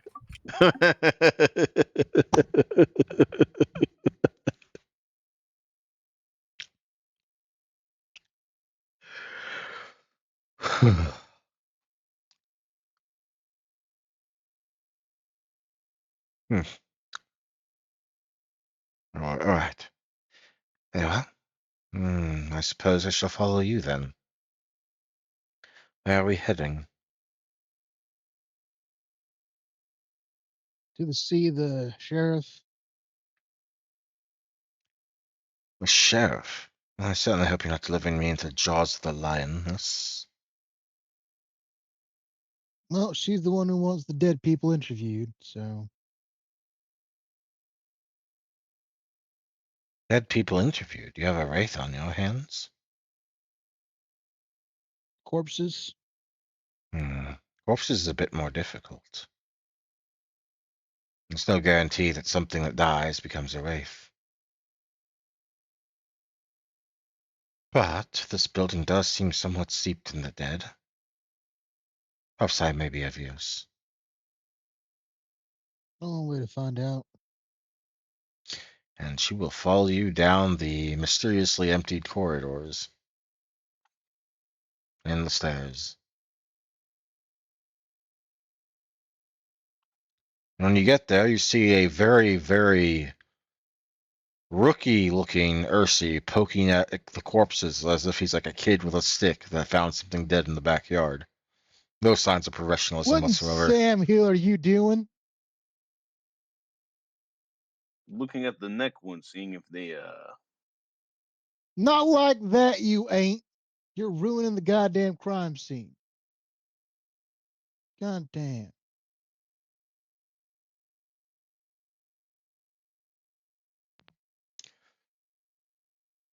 The sheriff returns, having made the mistake of potentially leaving Ursi to his own devices for the last 20 minutes, and then sees you chastising him, sees him poking the corpses with a figurative stick, probably his finger, and decides not to intervene from Jack chewing you out.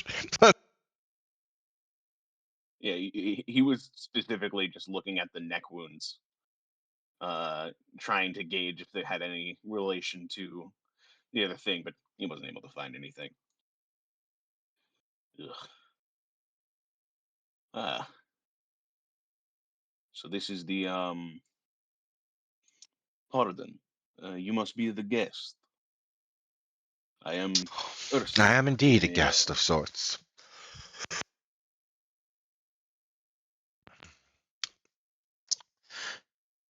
And who are you, giant of a bear? I am one Ursi Vorontsov. Bear Tiny. indeed. And what may I refer to you as? I go by a great many names. You may call me Giselle. Mm, very well, Miss Giselle. And you, I assume, are the sheriff. And Lynette will do a little bit of a curtsy to the sheriff. It should be noted that every time she speaks, that fan is open and in front of her mouth.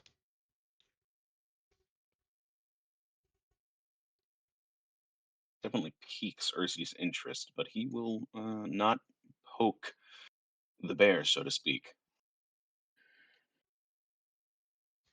Now, what do we have here? 3 final dead young kindred, by the look of them.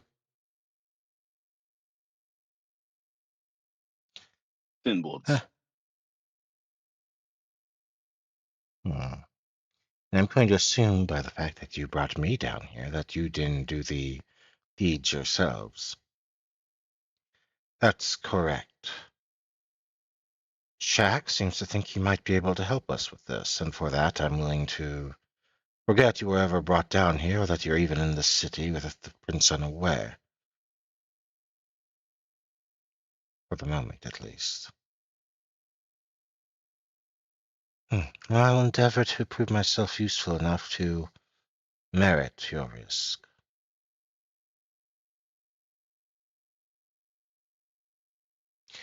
What do you know so far?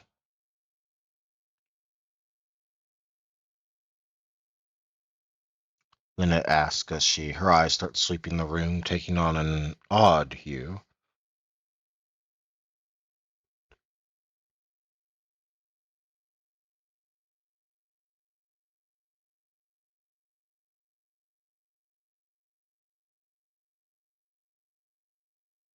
But don't all talk at once.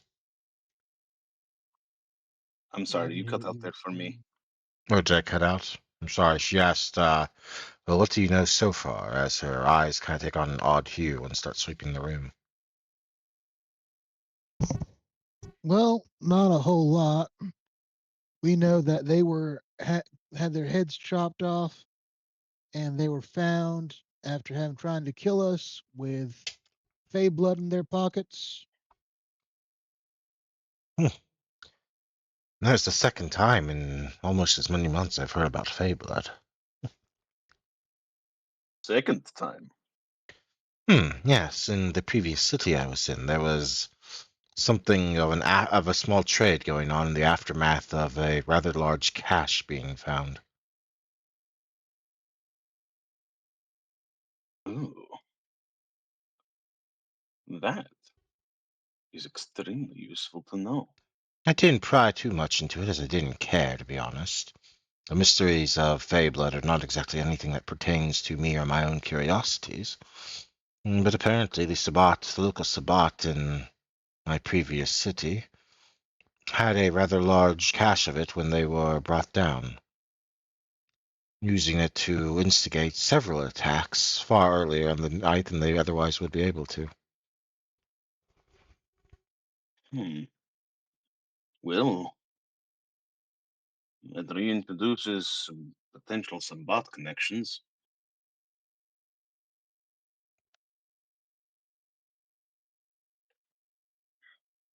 No, that isn't why I'm here. I'm here to ask questions that cannot otherwise be asked. Unfortunately, these three have nothing I can ask of them, not as they are now.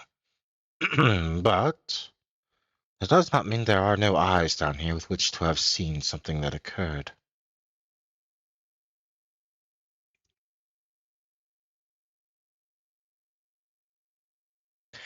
Give me a moment. I need to work. Please do. As Ursi is going to be watching with rapt attention. Yet another. God damn it! What do you mean? Just check the fucking general.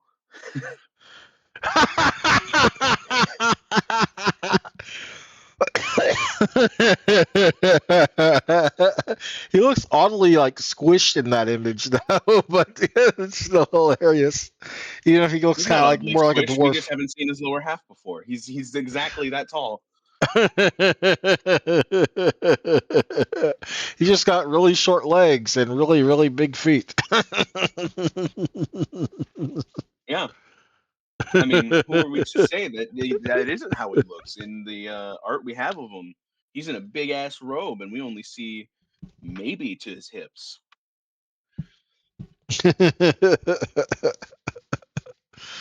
Oh man, I'm going to look forward to when I actually get to introduce him as a villain in this in this thing. It's going to be great. Oh, I'm going to practice a real deep voice for him too, as creepy as possible. We'll see how much it holds up. Hmm.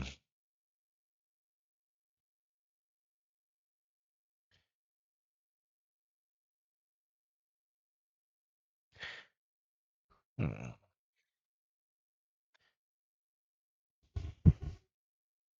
Well, there are definitely those here. At least one or two that might be questioned, that may have seen something. Not as much death as I expect to have been held in such location, but I suppose the Camarilla holding the city is still fairly young.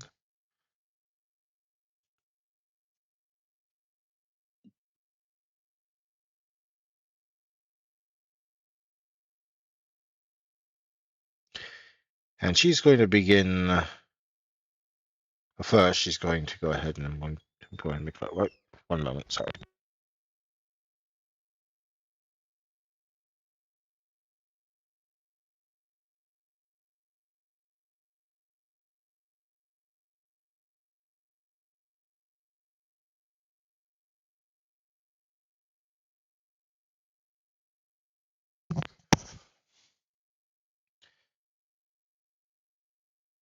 Well, it spies something, not entirely on this side, but perhaps on the other.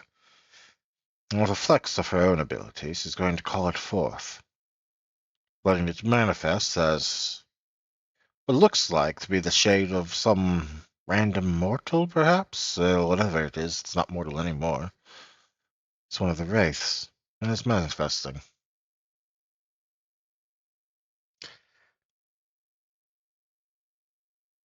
Hmm. And you are a rather curious-looking one. Its appearance suggests that it's died a death via being squashed by something, or perhaps run over. Hard to tell.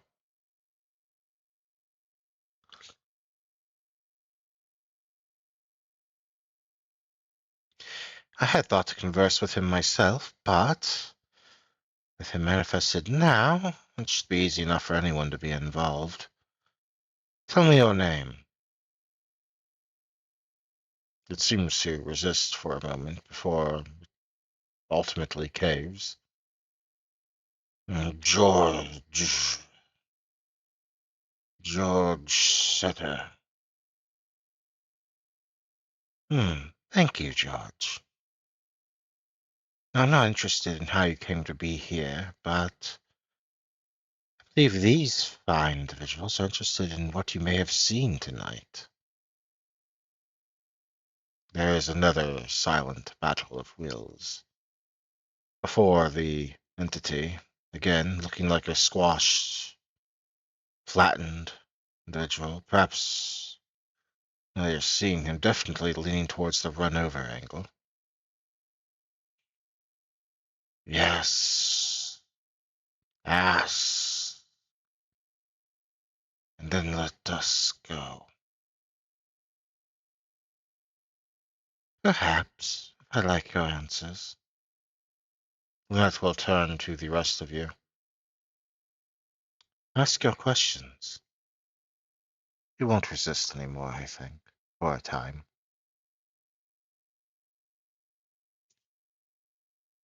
Yeah, what happened to that guy?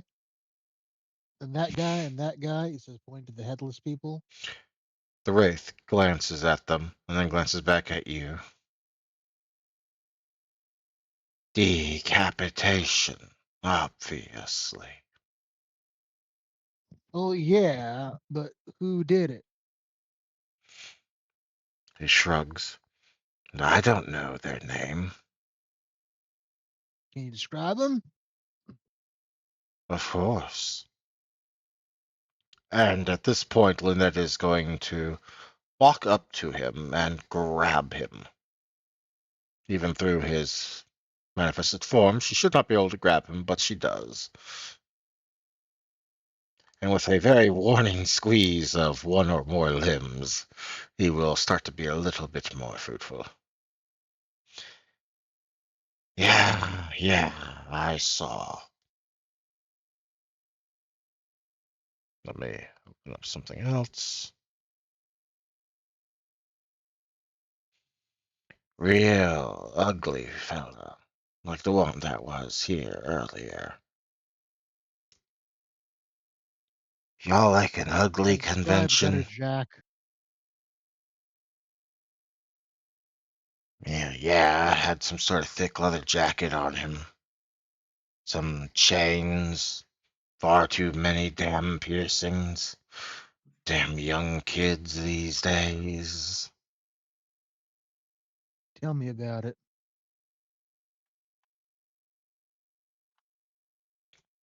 Why do you gotta put metal inside your bodies? Goodness. I Back ain't in got a my clue. back in I my was day, the only investigating the case once. Got her hoo-ha all jammed up in metal. I don't know what the hell that was all about. back in my day, getting metal shoved in you meant you got shot. Where'd you serve? Korea. Nom. Heard about that. Was Only rougher thing for I know you. about Korea was MASH.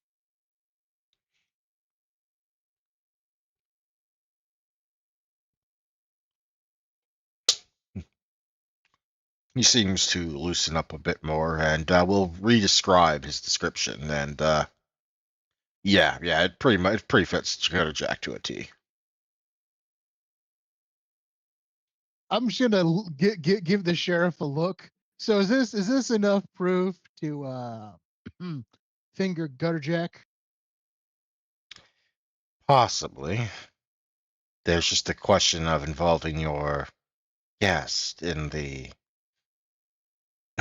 evidence, That is which I get the true. feeling you're all trying to avoid.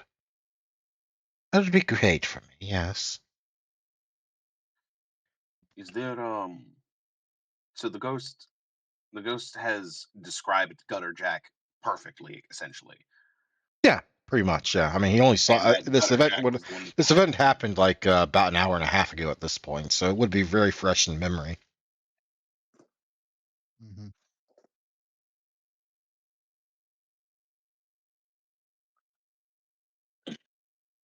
And then after he was done, he took his leg back and kicked each of their heads. I don't know why. Maybe it's like a sport y'all play. Y'all seem like a bunch of weirdos. Well, I think more he was them just than you. pissed You off seem that all his right. people didn't get their job done. Hmm.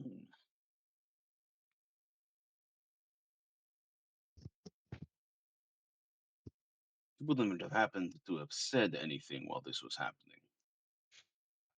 A whole bunch of stuff, yeah, but most of it was some mixture of fuck, damn, shit, and other assortments. I think I learned a couple of new words there. Might have been added after my time. Mm. Any names, perchance? Or things that sounded like names that may not have been curses. Mm, I don't think so, but I've started hearing a lot of weird names that these new people come up with. Mm. Then maybe try. Maybe try some stuff that you thought maybe is weird name.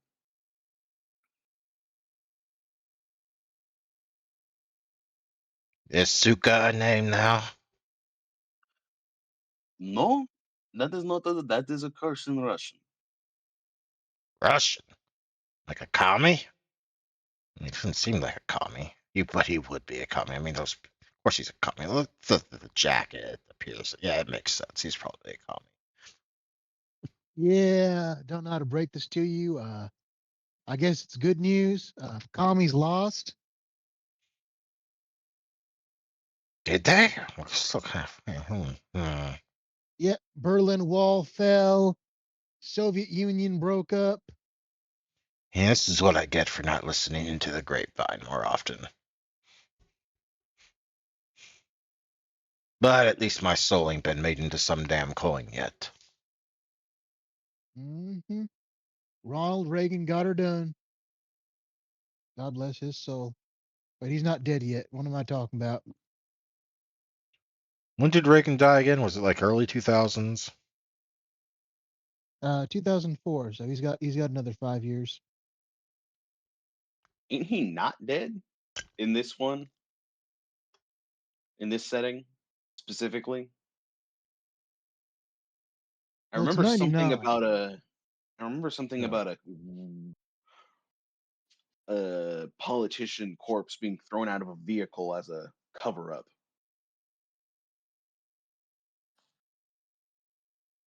What? Eh? When you were talking about the Seattle game.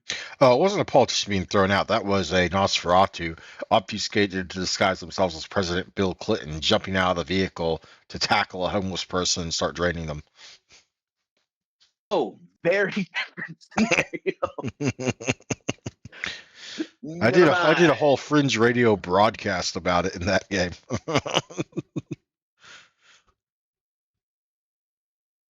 Hmm.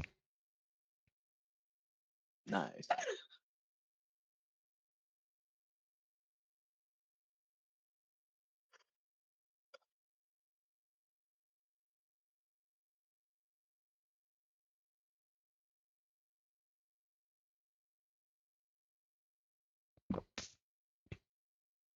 Very nice.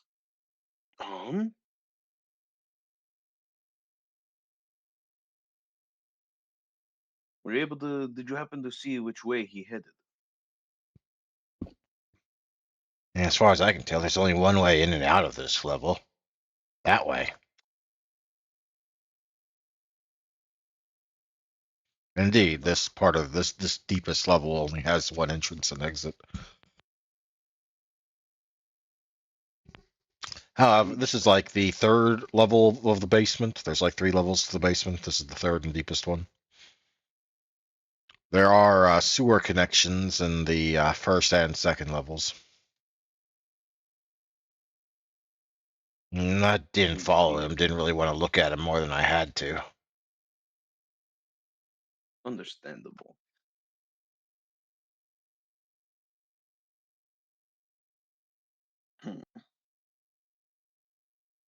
So he was agitated. Clearly very agitated that he had to do this.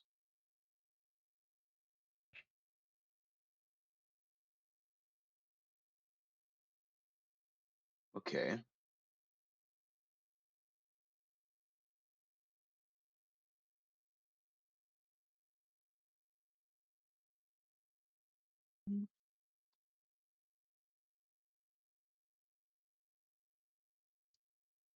I'm just writing down some notes.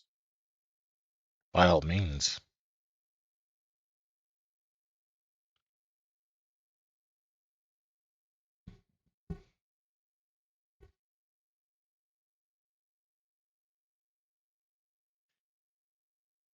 Oh my gosh! I just opened up the picture of the Malkov's car, right? And if you like zoom in, it's like the headrest for the chairs, like these ornate it's like these ornate metal sculptures rather than like actual headrests. The great thing about Rolls Royce is that they will customize the fuck out of your car for you. So I mean, if you're that's rich enough to generally why you get afford one. a Rolls Royce, you're rich enough to have it custom done, probably. Mm-hmm. Like, have you seen John Lennon's Rolls Royce? I have not. No, was it good?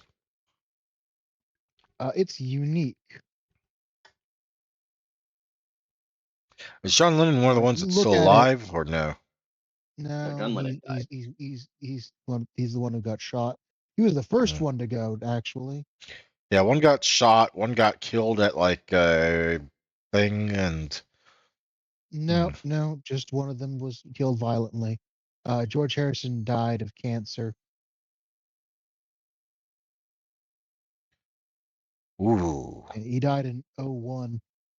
Yeah, that that's definitely John looks like Lennon's it was Rolls Royce. inspired by while on marijuana. Not gonna lie.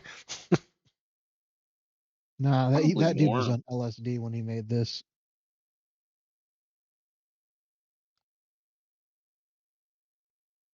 Not in a bad way, mind you. Un- Just I get you. He was on a lot of drugs. You know the reason that John Lennon got into drugs? It's hilarious. Well, He was at the dentist, and the dentist accidentally dosed his coffee with LSD. that is. accidentally, huh?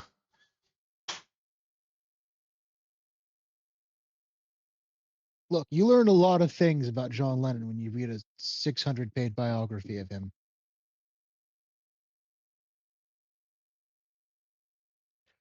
600 pages. For example, he was in art school, and he would paint nude people. And what he would frequently do is he would draw their watches. He would draw the only article of clothing that they were wearing.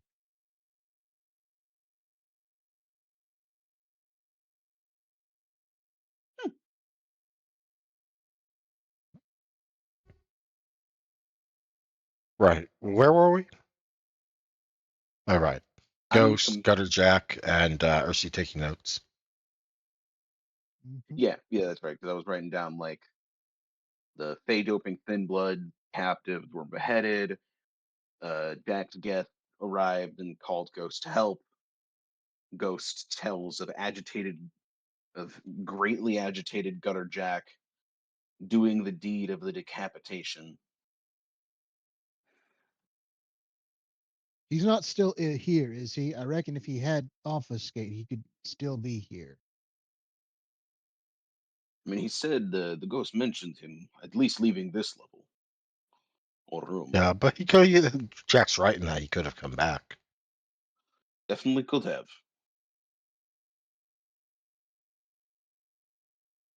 Definitely could have. If he was here and obfuscating, though, he would need at least 4, well, at least 3 in a good contested roll, or 4 and no contested roll. Dots of dots of obfuscate. Respectfully, if the Nosferatu Primogen does not have at least a 4 in obfuscate, He's that's the a bit right hand sus. man, but yes. Yeah, because he isn't the Primogen. To be He's fair, the actual Primogen is like one of the most useless Primogen. She basically has Gutterjack do all the actual work, and she just like socialites and attends the Primogen meetings and acts important. Ooh, I love a girl failure. She's actually one of the oldest kindred in the city, but she's that does not actually equate to competence. Yeah, she may not be Mm-hmm. competent. Not does not necessarily mean she is not powerful. If she's one of the oldest, at least, could still potentially be a very scary person, especially if she's the oldest in the city, or at least one of the oldest.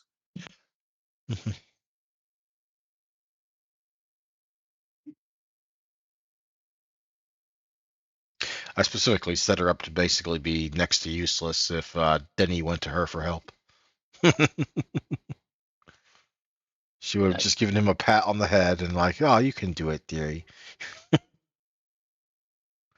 Mm. Which is decidedly like the opposite of the Primogen for the Nosferatu I have in Seattle. That's pretty funny.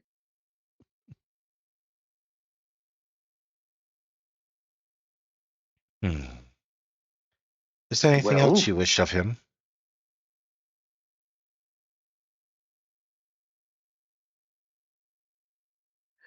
Ursi is a smarter character than I am. Is there a role I could make to potentially think of a better question because I am coming up blank? Because I do not think me as a human being would have 4 intelligence. I likely have 2 or 3. Uh, more likely 2. Is there some role I could do for that, or is that overstepping a little bit? It's not so much overstepping, but I'll be honest, I'll be making up shit too if you want to be making it want that. So you've gotten the really relevant stuff. Fair, very fair. All right, then I won't do that then. Yeah, I don't suppose you have any way that we could prove any of this without telling folks that we asked you.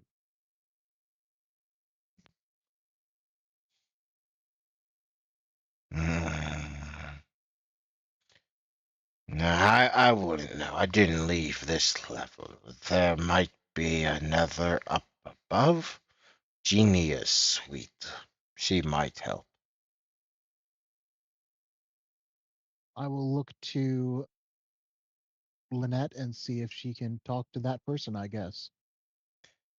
I suppose we're going up a level then. Very Lead well. the way.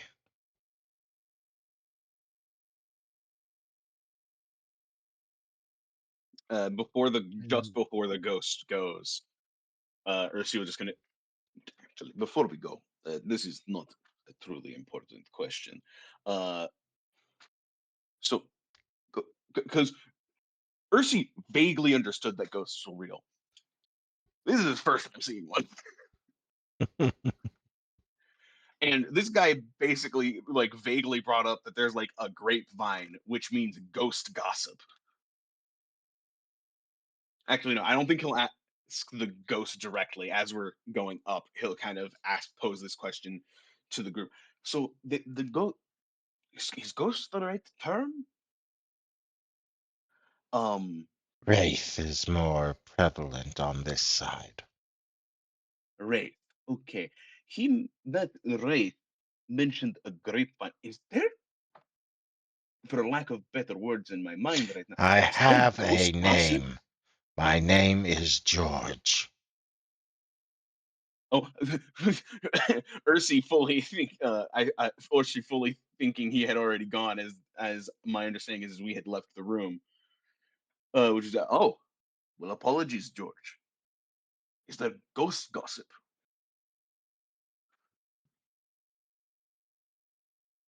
He just looks at you. Clearly, you missed the part where he said he didn't really keep in touch with that very often. That's just crazy to me. My goodness. Very well. Apologies, Um, George. Now that he is probably going to fade, and Lynette will let him because y'all are going upstairs. That is Stars. a wild concept. Ghost.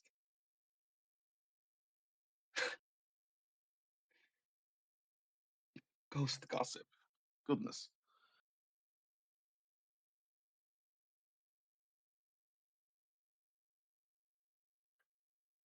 Are you done imagining the dead whispering to each other? Apologies. Was that quotation marks Miss Giselle or Nora who said that? That was Giselle. I know my ability to distinguish voices isn't that much, but I do try and have a softer voice with Lynette. Hey, no worries, man. You're doing good. I'm also bad at differentiating voices, so double whammy. Be it as it Apologies. may, let's get up to the next level, and hopefully we'll learn a little bit more. Yes.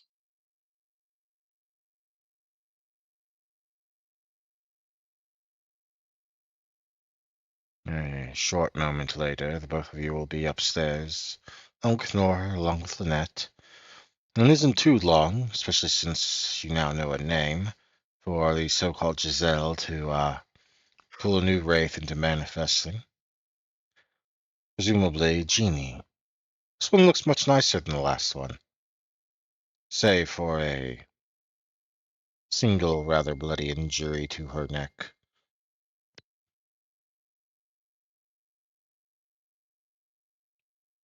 Hello.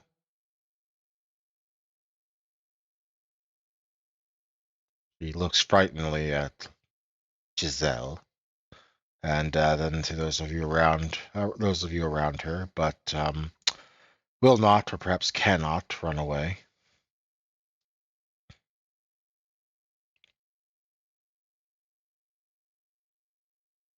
Good evening. Evening.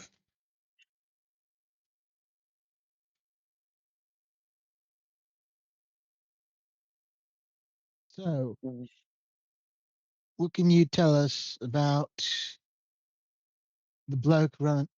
Oh, Jesus. Stop doing that. You're doing that, yes. You're going all.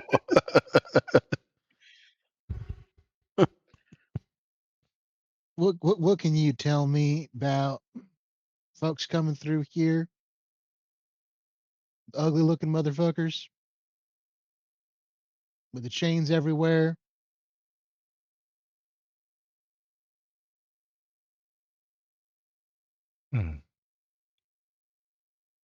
Bald with spiky bits. Yep, those are the ones. Hmm.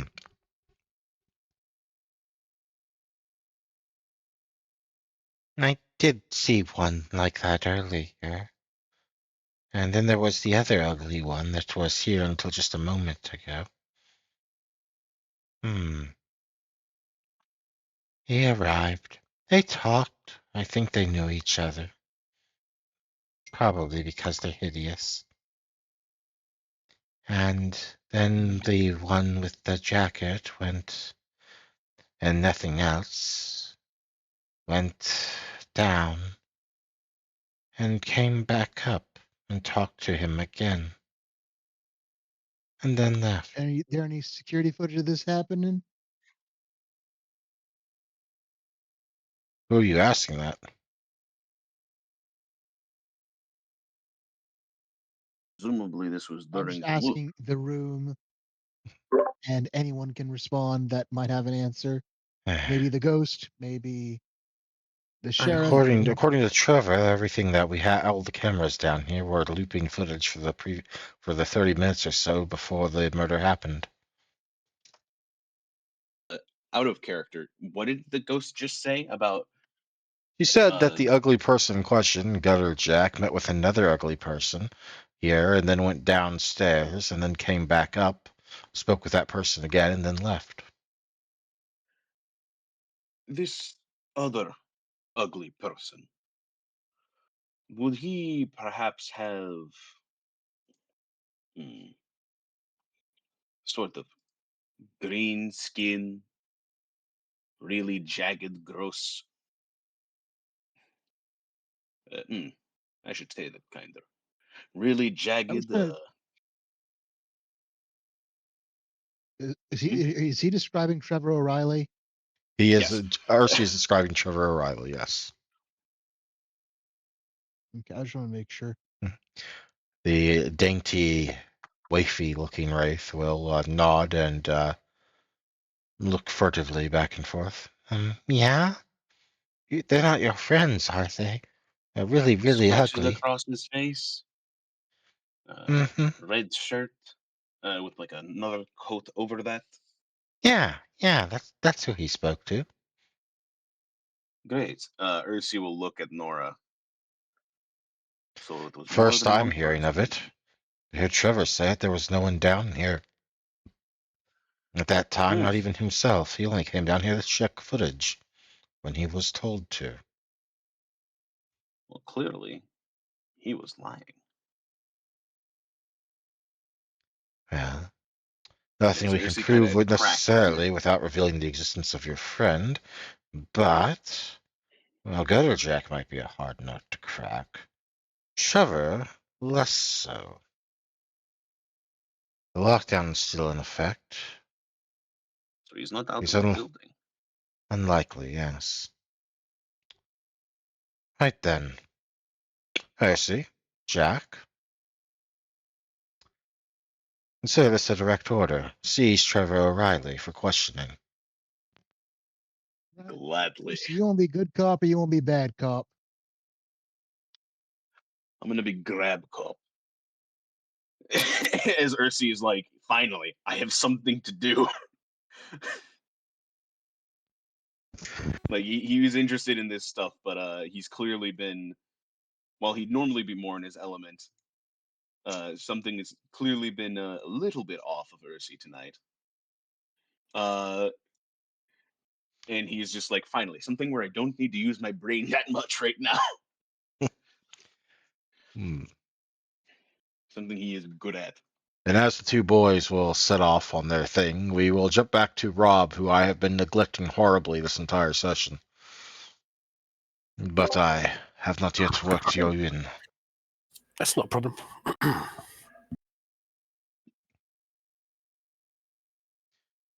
So, how has the scene progressed any further at the club? What heights of extravagance has Artemis reached thus far? I think Artemis has managed to get half the crowd to strip down to their underwear and dance with each other while he sits on top of a scratch-built throne. Made of bodies, perhaps. Possibly. Will the bodies just shaping themselves into the contours of a seat? Yes. Perhaps with just the right skin tone or just the right, sort of flesh you give. Gotta have that right cushion. Yeah. You're the wrong color for the armrest. Get out of here. You come here.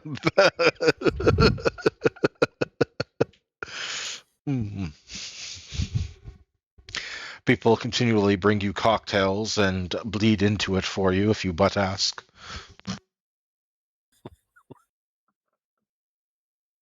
Assuming you are doing that, you can go ahead and replenish your blood points. I know this will come back to haunt me at some point, but yes, I will do that. Oh, yes, it probably will.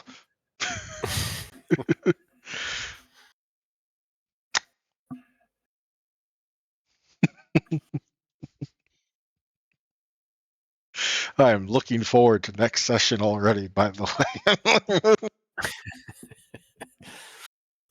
And I think probably as the night draws to a close, absolutely glutted on blood and adulation, Artemis will spill out into the night air and make his way back towards his haven. Slightly tipsy himself.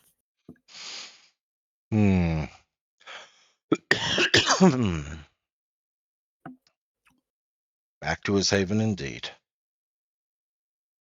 Is there anything you'd like to say you're doing, or are you just embracing the aftermath of this new awakening of yours? As he's driving home, he's blasting Shostakovich at full volume from the car stereo with all the windows and the. I think he's probably got a convertible, so he's got the roof down. Shostakovich, could you enlighten my unenlightened brain? Is that a classical composer, or is that something more? Yeah, Russian composer. Not the guy with the cannons, though. That was Chotsky or something. Tchaikovsky. Yeah.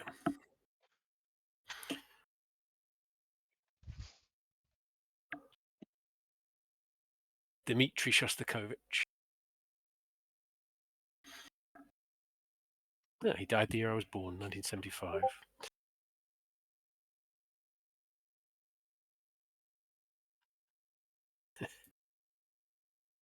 Yeah, he's probably running the odd red light as well. Rules are for normal people now, and Artemis has moved so far beyond normal. All right, I'm just going to make a quick roll for that, just in case, because, reasons. Mm-hmm.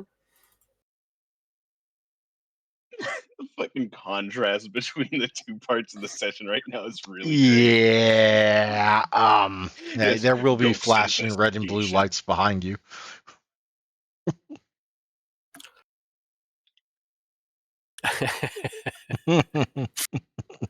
With a wolfish grin, Artemis will pull over and allow the cops to do their job. Evening, sir. Any idea why you're pulled over tonight? I think it's because I'm being especially fabulous this evening. He does take you in and does look at the car. It is a nice car, sir, but you ran a red light back there. 2, in fact. Did I? Well, silly me. Officer, does he have a name tag? He probably does have a badge tag, which has the last name as Burks. Officer Burks. What a fine figure of an officer you are.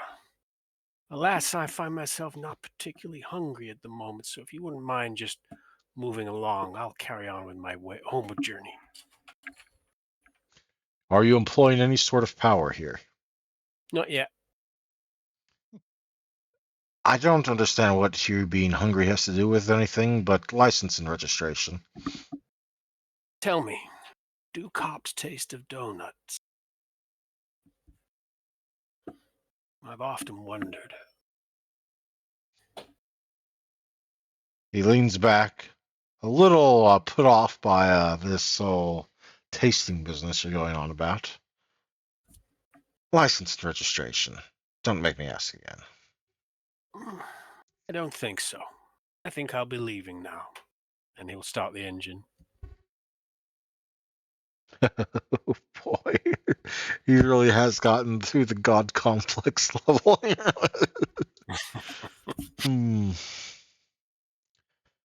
Are you going to try and make a run for it? He'll wave to the cop and start to pull away. The cop is going to run back to their vehicle and probably start jabbering something into the radio. Okay. Artemis will stop, climb out of the car, and walk back towards the police car. He doesn't seem to notice you immediately as he's revving his own engine, and only kind of looks up as he's about to start driving, only to see you already there.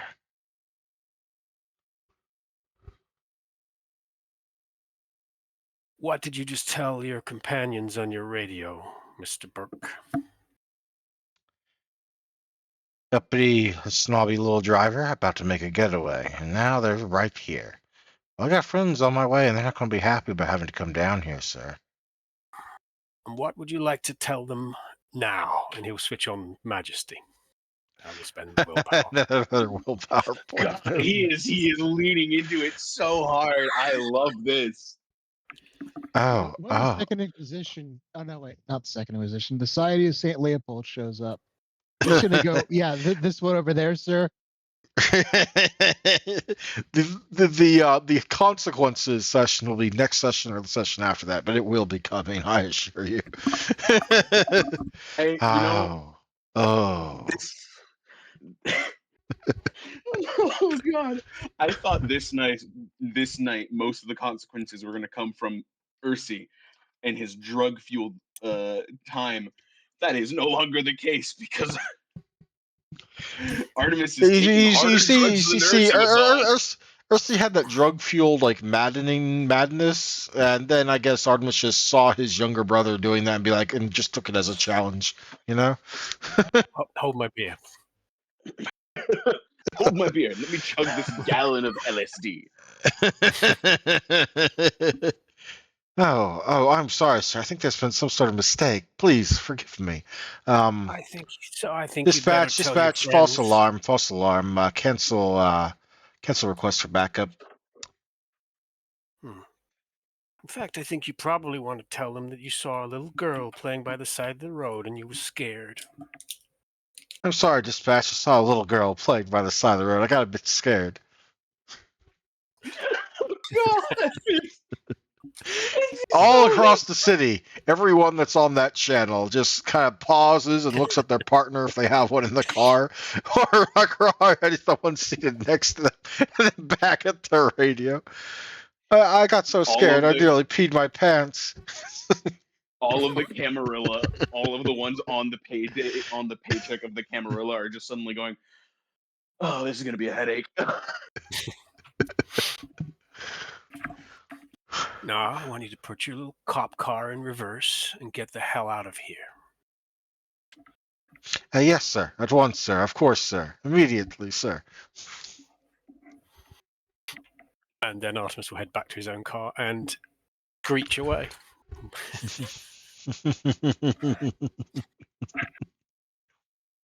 I'm going to enjoy I'm going this. to let that ride for the rest of your ride over. Anytime you like speed past like another cop car, or someone else sees you, they're going to be immediately hit with the effects of majesty and just not pursue you. Wow, that guy is so awesome. I'm not even going to bother following him. Pretty much, yes. Oh man, I'm going to enjoy getting to bring the consequences of this one down, but it's hilarious. My The only reason you're not philosophy going to be in danger of imminent death is because this isn't the era of the Second Inquisition yet. No. But this is going to be fun. I've Meanwhile, already got some ideas for my next character. Anyway, well, you do still have like what, 2 or 3 other clans of the traditional 7 you haven't played yet. yeah, a couple of clans left. In any case, good cop, bad cop, whichever one is which. Back at Elysium. Grab cop.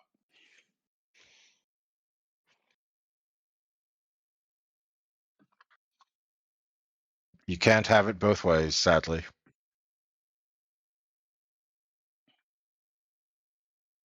Ursi will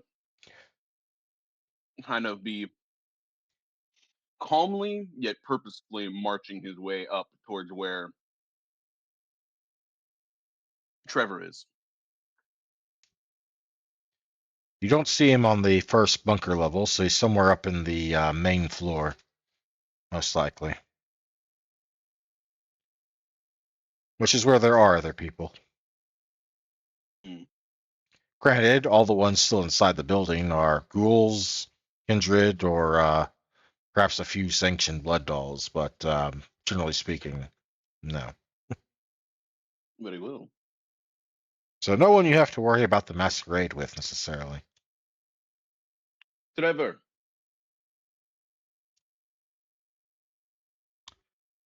But once he sees Trevor, he would say that. Mhm. I'm going to say you find Trevor just kind of relaxing on a chair in one little corner. No, just kind of drumming his fingers on the armrest.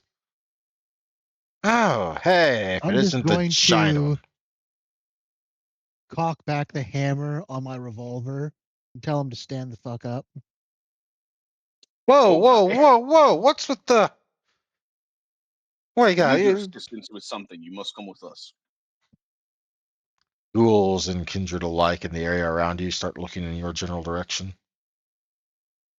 Quickly, he says quieter. What's this about? Come on. Trevor. You don't get to ask Quick. questions right now, Trevor. You get to stand up. You get to come with us. At the very least, he seems smart enough to not to ask or what. And will kind of shakily stand to his feet, look around like an animal looking for a way to run, but finding none.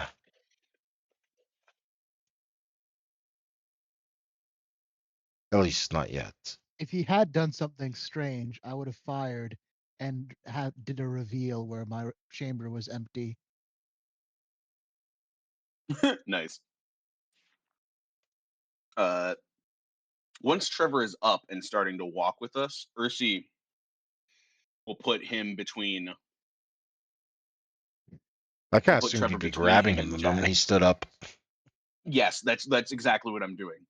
Is I put one hand on his shoulder as I get behind him, and I'm just like, no, please, let us move.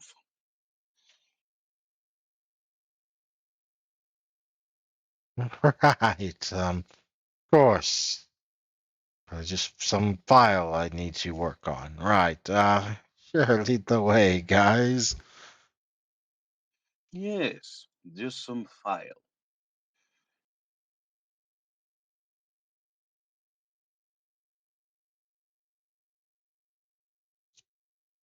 Is I will take him down, as it presumably will kind of lead him towards the sheriff downstairs.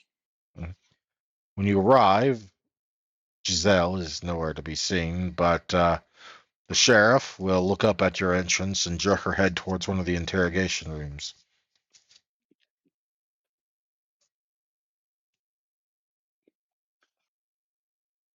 Or she will nod and guide Trevor to the room. Mhm.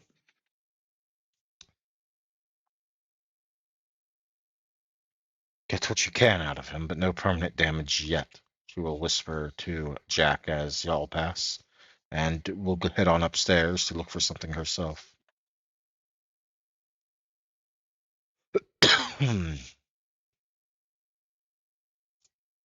Out of character, she's staying out of this initially because that way there's room to escalate. Mm-hmm. Trevor, please have a seat. Okay, but why are you making me sit down in the execution chair? Just sit, Trevor.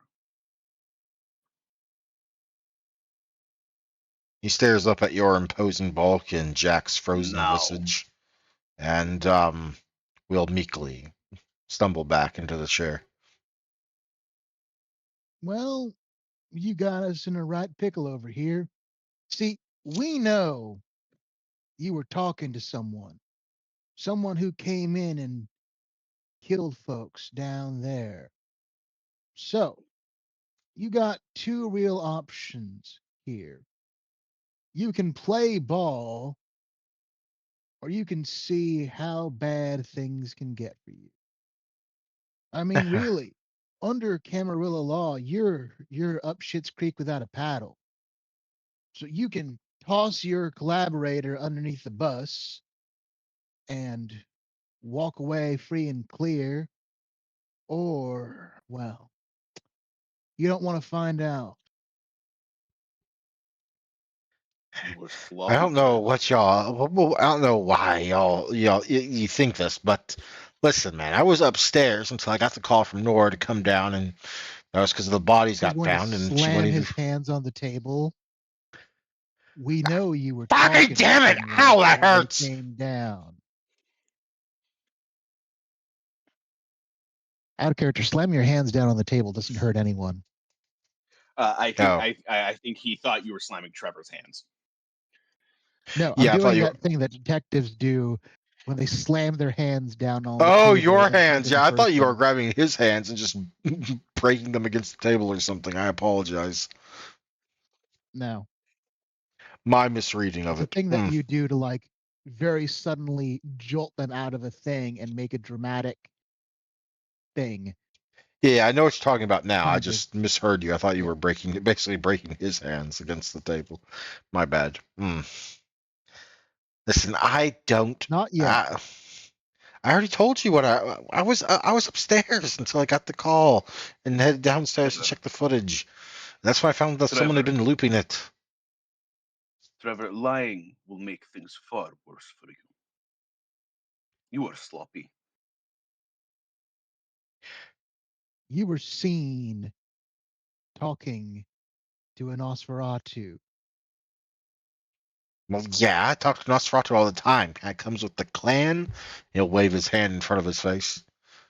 Yes, but within the Funny. time period where you said you were elsewhere. See, It's your kind of version of events that you gave us and the version of events that we had, they don't line up. It's not looking good for you, Trevor. And the more you keep bullshitting us, the deeper your hole's going to get. So, you got two real options here. You can play ball, and we'll see what kind of deal we can get you. Or you can keep stonewalling. Things are going to get real bad for you.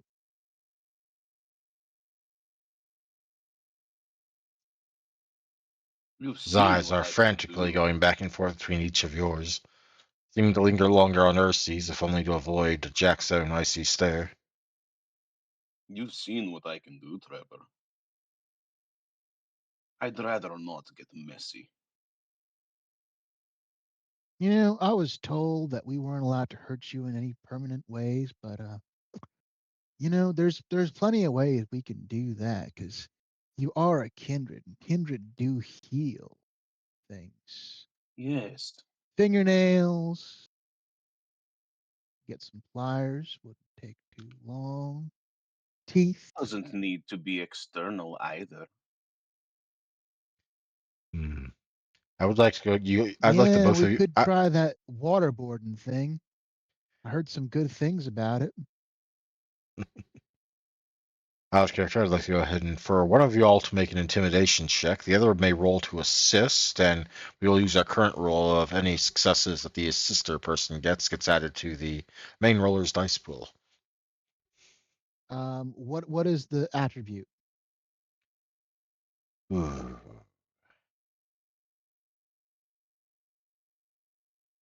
I'm open to hearing arguments, so I'm leaning towards manipulation, just kind of coercing him, It I is or don't the think very same charisma. pool for manipulative me. though.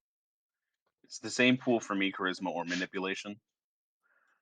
I Hmm. mean, I generally tend to opt for, not opt for, argue for appearance intimidation because to me, charisma and intimidation, manipulation, intimidation have never really made any sense.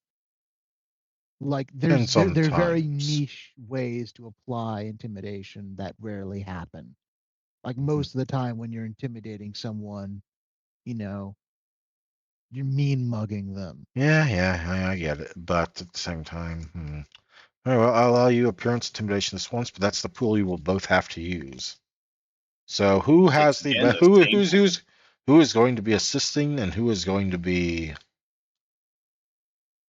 question: if we're using appearance, would huge size play into this? Yeah, I'd be willing to allow it to play into that. Yeah. Nice. So I have 5 dice. How many do you have? I have 3. So I assume Ursi will be doing the assisting. But let me just double check Yes. huge size just to make sure there's nothing already there before I start adding in a house rule for it. Yeah, huge size normally, I believe, it mainly just affects physical stuff like the additional health level and Yeah, I'm going to go ahead and bonuses. say you will get an extra die on this. Yay! Yay!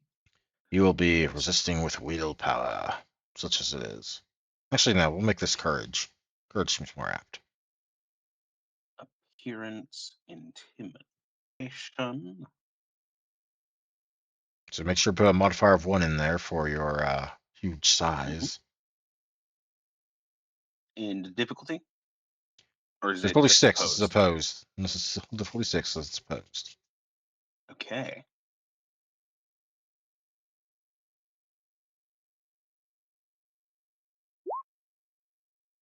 What?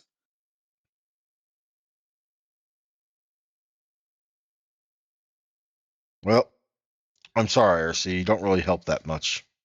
Somehow. No, I don't. I don't know how I got a pot. I got a green. I got a crit. You got a 10 and 2 ones. Yep, that'll do it. Right. Well, while RC's being less than helpful, go ahead and make your roll, Jack. Alrighty then. I'm going to spend a willpower on this. Yep, makes sense. You got to make up for lost ground.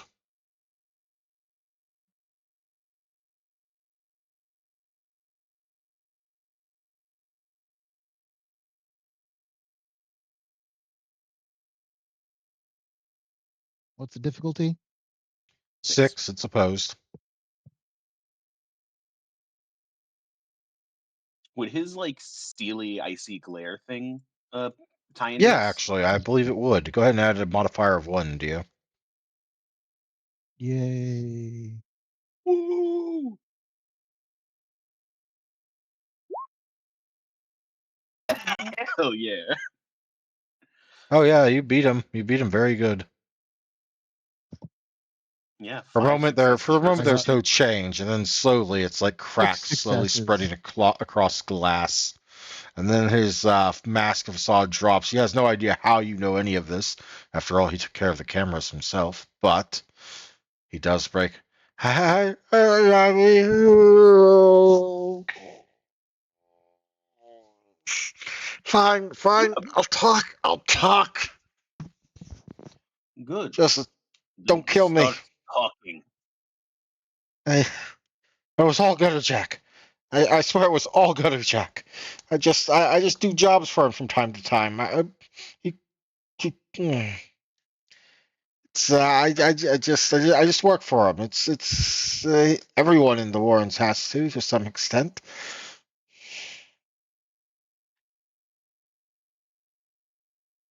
Enough excuses and more telling us what the hell happened, please. And Gutter Jack, he has these boys, right? Like this group. I've only seen them a couple of times in person, but I think they're like some sort of riffraff he takes in, and like that gives him some sort of loyalty or control over him, and they do work for him, like the kind that Thin bloods. Yeah, most of them were thin bloods, I think. That or fucking cative, but it's just they do jobs for him and other things, and I okay, I don't really poke too much into it because I don't want him to kill me. But no, he's going to definitely kill me. He's going to so fucking kill me. I'm dead. I'm dead. Realistically speaking, you may have just saved your own life.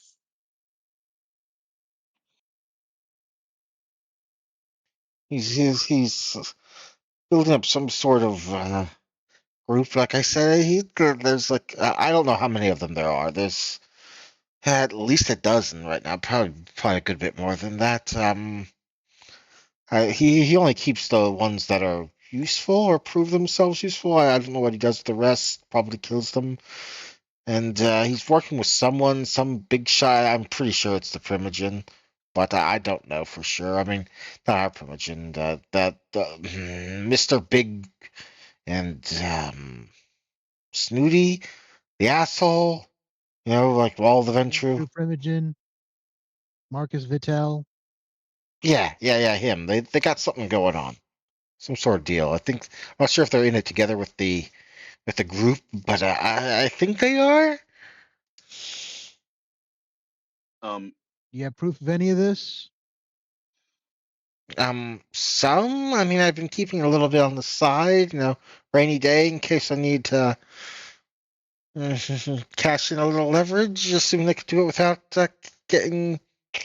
I'll make a little Well, motion across his throat. dear O'Reilly, You're going to it give that to the appears to be sheriff. pouring. Right. Whatever you say. Just back in my haven in the Warrens. Yes. Hmm. Out of character, I messaged in the private Yeah, I chat. got it. I got it. okay, dope. Just wanted to make sure I had that clear. Um, is there anyone else you know who is involved? Um, I mean, I'm pretty sure Gertrude isn't. I mean, she's pretty useless, but I heard Gutter Jack rambling on about how easy she is to use, so I assume no. Use. What happened today specifically? Apparently those three guys were some of like Gutter Jack's, and they were going to be waking up soon, and he was worried about them squealing, like I am right now, and had to take care of it. And I set up a camera loop so that like no one would be able to tell anything, and then I hid my tracks, real nice and smooth like, and then I gave myself an alibi by hanging around upstairs. Yes, you did your best. How I gotta know, how did you even figure it out that it was me? I mean, there's no way. You There's no were way you could have. sloppy. How did I get sloppy? I was thorough. Thorough does not Ain't necessarily mean not sloppy. You made it too clean, Mr. Trevor.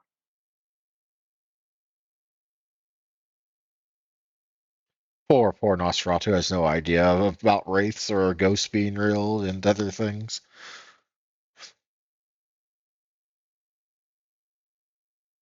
Yeah, you made it too clean. And then spilled it all yourself.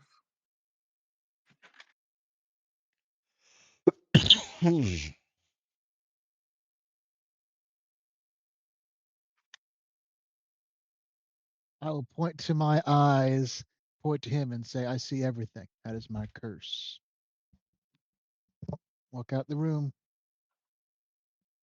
And Ernesty will stay in the room because he is not letting Trevor out of his sight. I mean, you could also restrain him. Actually, yeah, he'll do that. Just Pardon, shove a Mr. stake in his chest. O'Reilly. It'll work just fine. Pardon, Mr. O'Reilly. I'm going to have to make you indisposed, if temporary. Would you like to open your shirt, or would you mind it getting a hole ripped in it? Just if you're gonna kill me, just don't do it by sunlight, okay? Trevor, I'm only restraining you, and that's why I'm giving you the choice. He Would you will like be. to He will be. open your shirt? He will be exposing his chest and just bracing, his teeth gritting. Wonderful. I'm glad we didn't have to escalate to the sheriff. That would have been far worse for you. As he'll take out one of his stakes and stake Mr. O'Reilly. Or the medium And after rare. doing so, I imagine you You pause wouldn't fuck him your over tape by recorder. giving Yes. you Indeed. wouldn't screw him over by giving him a medium well one or a well done one. God forbid. No. This is a prime medium rare steak. Snitches get steaks, don't you know?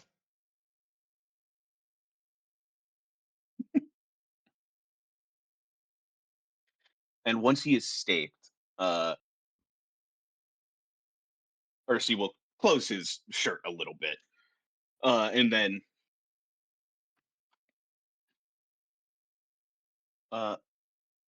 wait outside the door. As presumably Nora is not too far away. She's not here right now, but there is the so-called Giselle. Will that be all, Jack?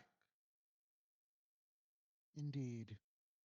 And I'm going to have someone fetch Nora. Thank you again, Mrs. Giselle. You were very helpful. We'll give you a small nod from behind her fan, and we'll depart back towards the back door where Eve is still waiting in the Malkov mobile.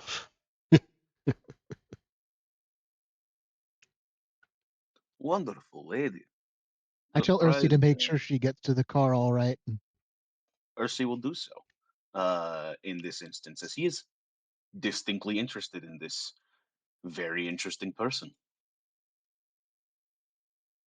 Please let me escort you. Are all men from Russia this big? The last man of your size I met was also from, well, from a distance anyway, was also from Russia. There Are is you a all just tendency breeding with to bears there? No, not breeding with bears. Though I can definitely see the where that idea comes from. I know my name in particular is a bit on the nose. Like one of the Goral, perhaps. Though they don't tend to like us. Can I make an occult roll if I know what the hell that is? You will not know what the hell that is. The Graal. Pardon me, I don't believe I've ever heard of that. I know there was bear worship in my family, at least. But Graal, that is a new word for me. They're the, I assume you, like most legends, are aware of the Lycans, the werewolves, the creatures out on the border of the Goral, or like that, but bear. Ursi's eyes fucking light up.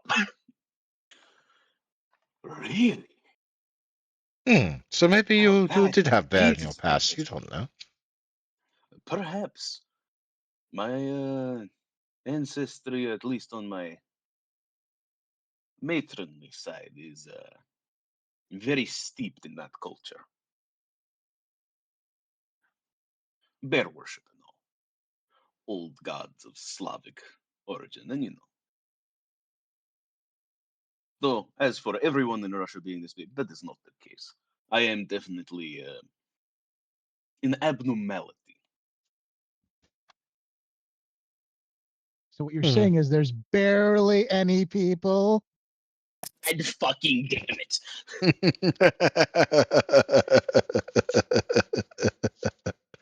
Wonderful pun, good sir. You are a very interesting person. Thank you again for your assistance tonight.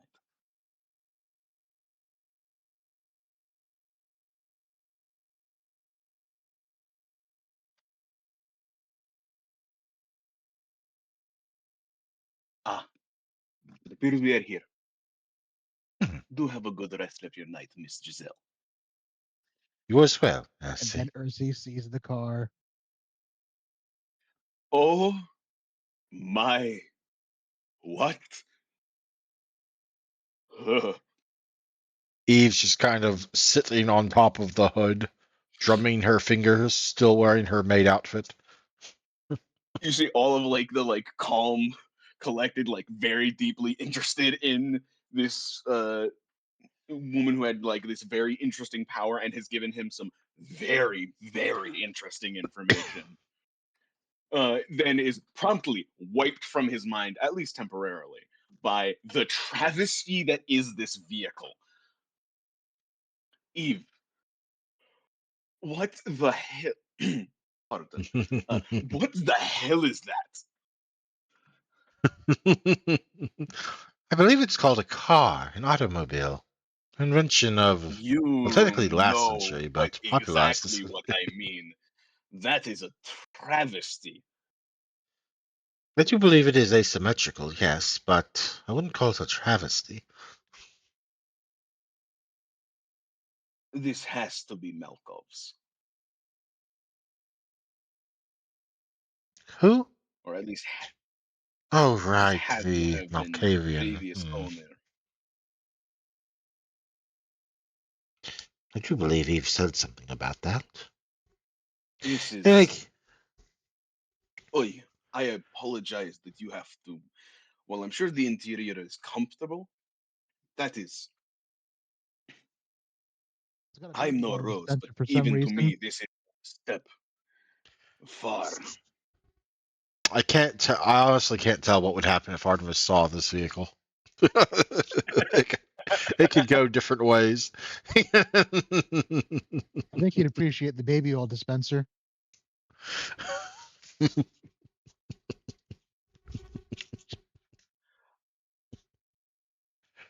Oh, I shouldn't be Uh, laughing at this. it's so. That vehicle is so bad. I hate it so much. Then I think the image is doing its job. Uh, Yikes. but yes, Lynette and Eve will take Lynette on her way, and Lynette will exit the scene. Yep. And by the time you get back down, Nora has returned.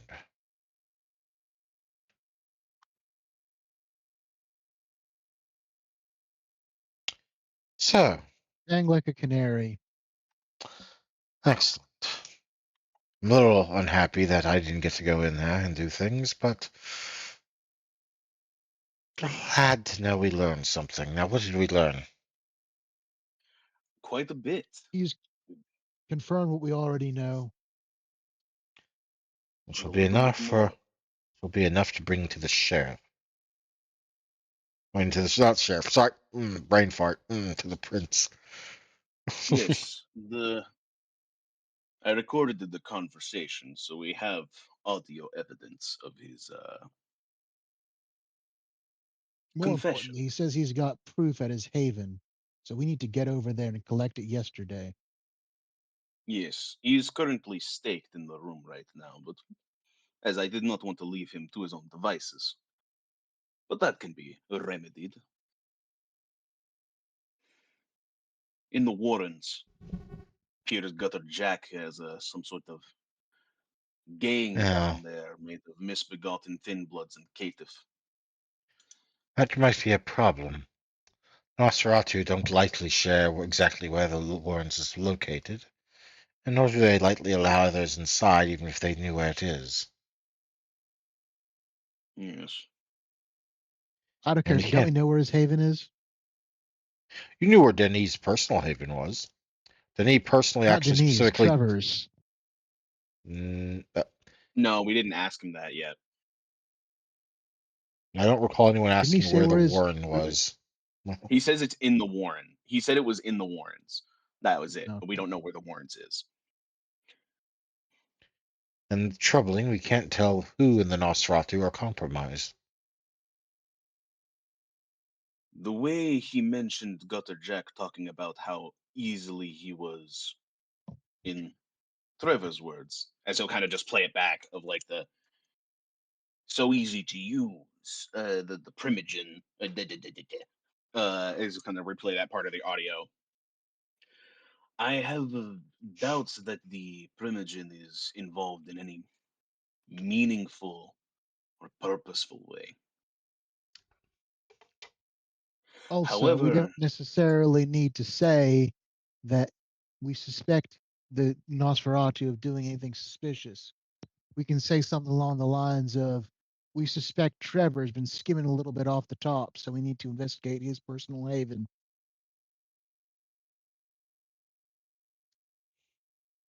yes, that is a possible avenue.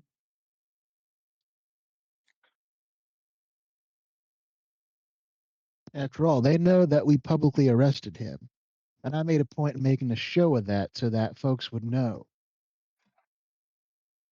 But they don't know why he was arrested, so we can only use that for our advantage. And also, only those inside the building will know. Which may or may, which I'm not going to say one way or the other, but could be include Jack, could not include Jack. Who knows? There's a chance that it does not include him. Yes, we Problem will is, we don't have have to anyone hope. good enough at not obfuscated, Auspex to find out.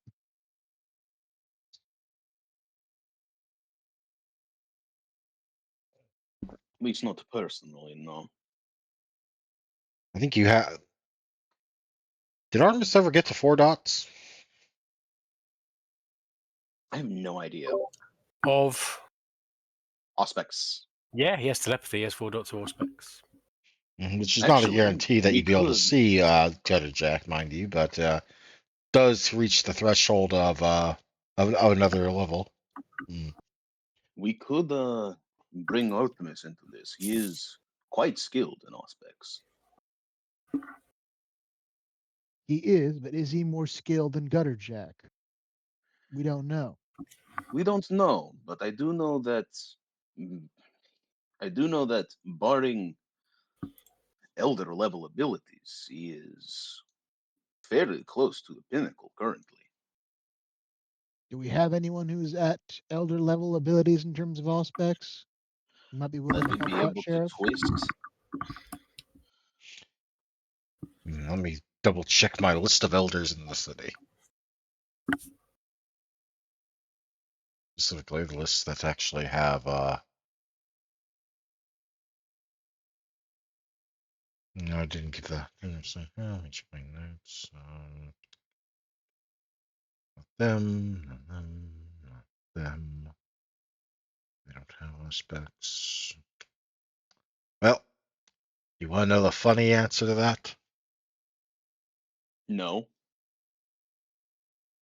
As in, the answer is no. Oh no, there is one elder in the city that at least one of you is aware of that would have aspects high enough to count as elder, Is but it they just fucking? left. They literally just left.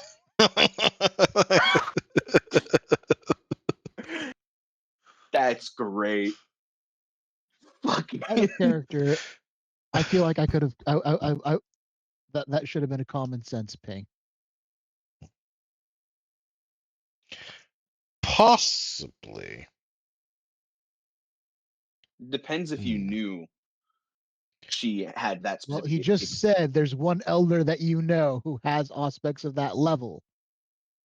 You definitely know she has aspects of a certain level because she offered to teach you aspects. So, yeah, it's reasonable to assume that you would know that she has obviously. Just, I mean, ought to have that has aspects of that level, but I really don't want to Yeah, retcon then I everything would that's have. just happened. No, it could be there's also a thing of we already asked for her help tonight, so it might be a lot to ask for her in that capacity. Well, she asked, "Is there anything more you need from me before I leave?" And the question of, yeah, can you do a sweep for us to make sure that there's no Nosferatu hiding out here would be appreciated. I will say yes No. on the caveat that it's only on the basement levels where y'all have kind of shuffled out people from. Which would still leave the ground floor, which is rather flooded with people that can't leave yet. Regardless, we should head to In threat. which case, I will go ahead and tell you that there is no one currently on the basement levels using obfuscate to hide. Or some other form of thing like chemistry or the like. All right. Understandable.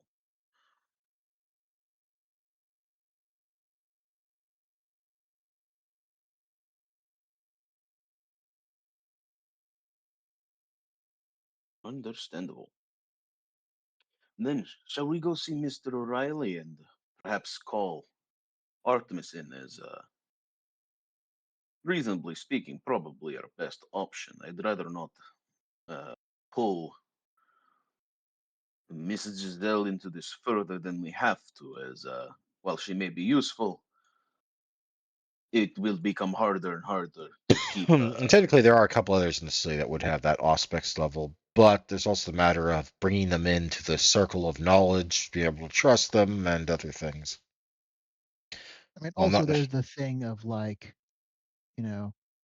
we should really get to the Warren and get access to his thing ASAP before they realize that he's been turned and get rid of it.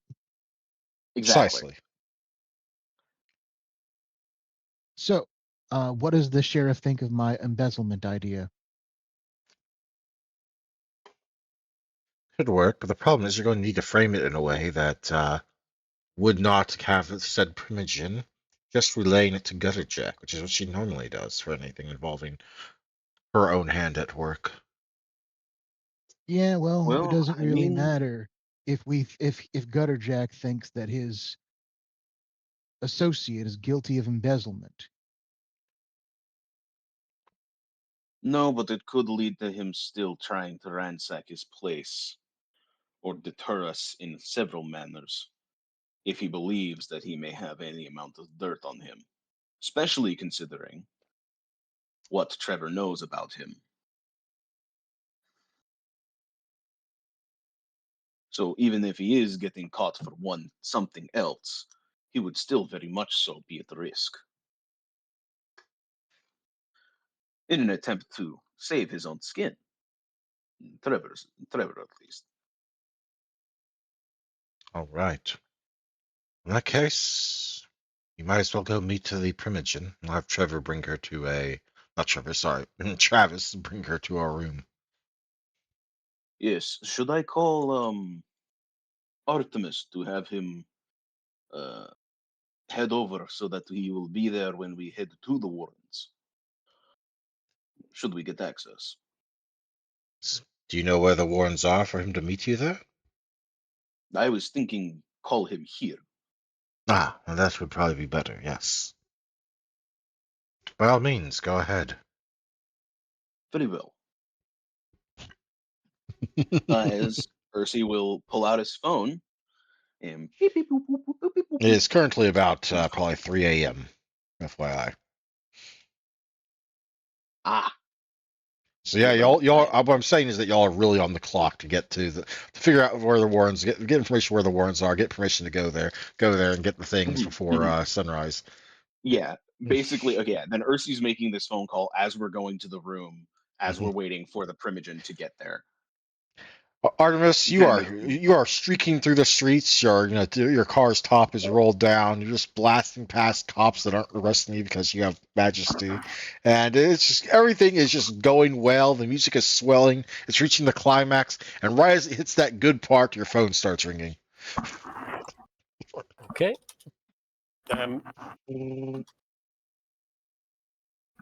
Artemis will answer the phone just as he crests a small hill and the car leaves the earth for a few seconds and then crashes back down again. Go! Artemis, you are needed at Elysium. Please Percy! be here promptly. You can hear tires screeching. Oy.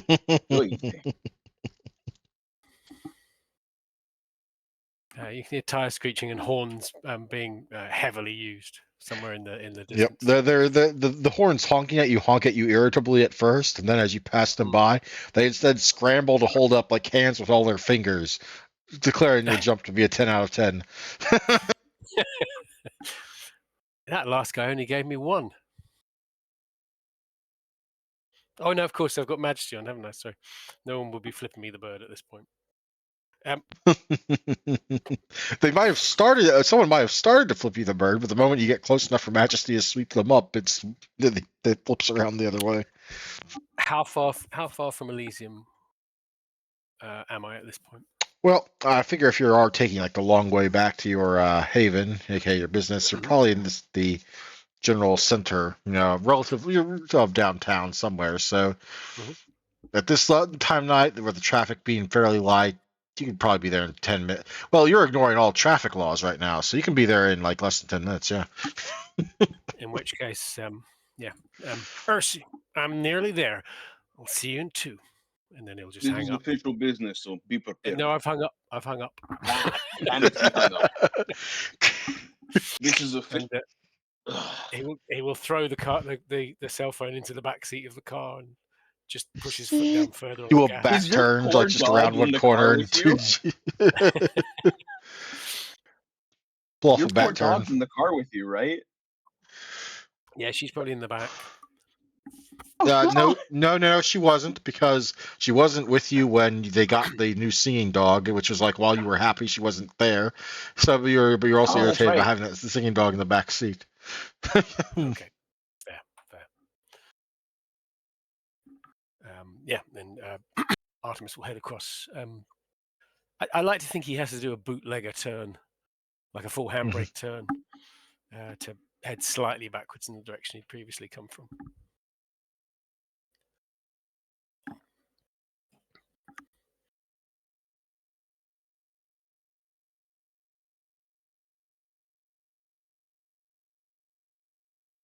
There's a really good video I've been trying to find of a little girl driving like a toy car, and she does a full-on slide park in it, and I can't find the damn video.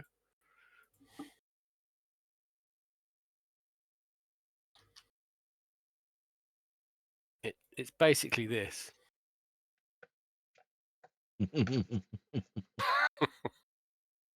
But there's like a proper full video of her doing that and parallel parking. But yeah, there's Artemis. He's headed for Elysium. To Elysium Artemis shall go.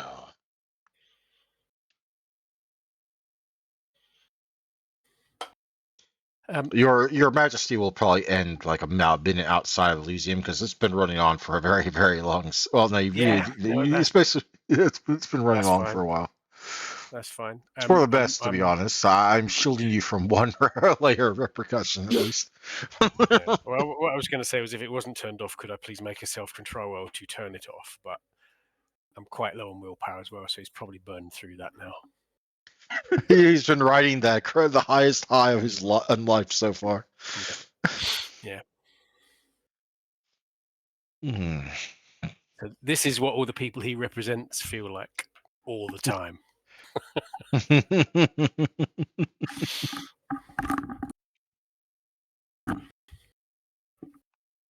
He'll park the car, badly probably, and then head into Elysium whistling. Everything seems to be pretty locked down. No one's being allowed to leave, but you are allowed to enter. Is there a ghoul on the door or anything like that? There's Travis.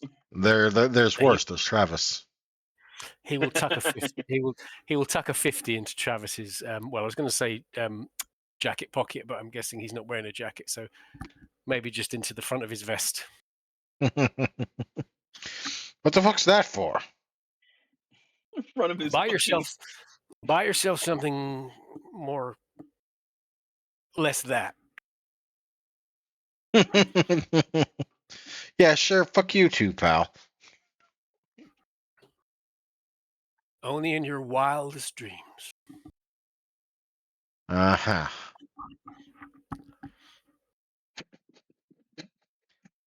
Now, I imagine one of you, probably Ursi, since he was the one to call Artemis, is probably waiting up here on the ground floor to Yep. for Artemis's arrival. Of course, it becomes alarmingly clear to you just how much these. What? Not it. No. It becomes alarmingly clear to Artemis just how much these people need him. Ursi, of course they do. Panic over, Ursi. I'm here. What do you need? That is, you are. Don't antagonize Travis. Let's go. Artemis is slightly more disheveled than you've ever seen him. You wouldn't know this, but because he's been crowd surfing and people have been pulling at his clothes, they're a little torn in a few places. Can I make a notice to see if it's a little torn? Yeah, sure. Make me a perception alertness check. I know it's at a minus. Um, Yeah, your perception is counted as one less, so, you know.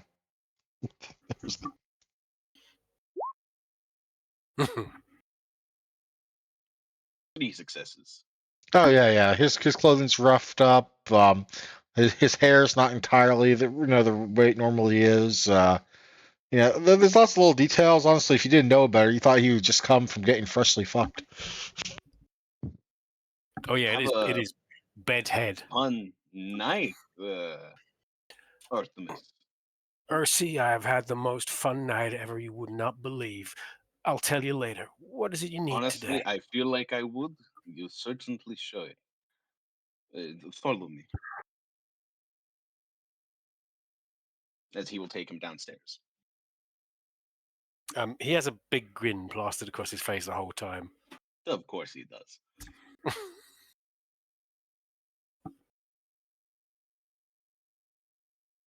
Before we go, as we're halfway down the stairs, fair warning. This will be involving the sheriff.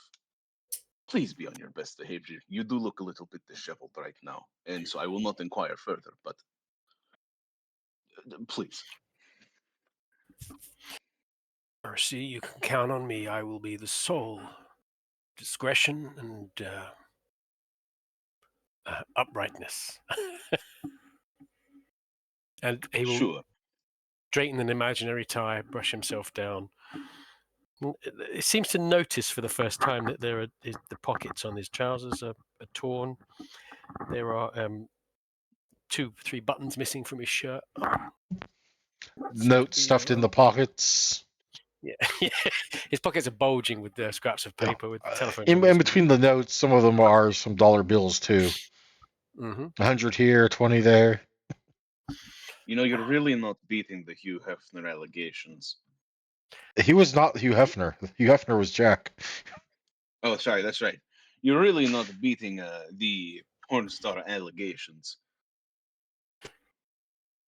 Give me a moment, and he'll brush himself down, straighten himself out a bit, pull the pieces of paper from his pocket.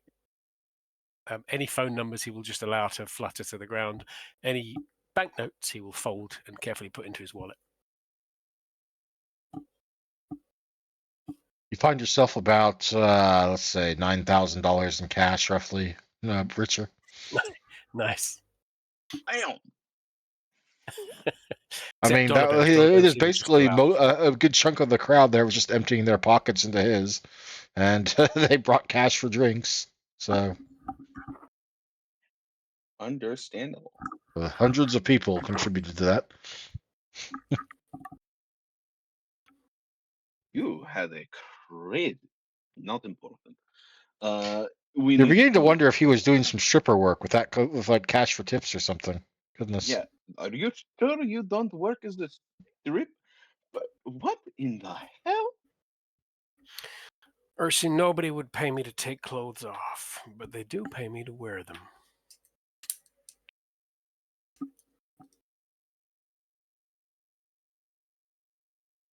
Okay. Oy, oy, oy. Oh, Artemis, you have a lot of lipstick on the side of your face. Oh, he licks his fingers and this side wipes his face. Now, the more he Actually, moves, the now that more you his point it clothes out, the ruffle other side. apart. There's like there are definitely multiple places where there is lipstick kisses. I'm gonna be honest, you're kind of covered in them. As he'll kind of just Different like, shades of lipstick too, I should say. yeah, and a lot of different.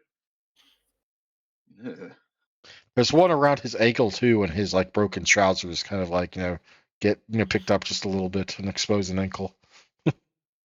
Okay, you're. Never mind. We got to go. Time is of the essence.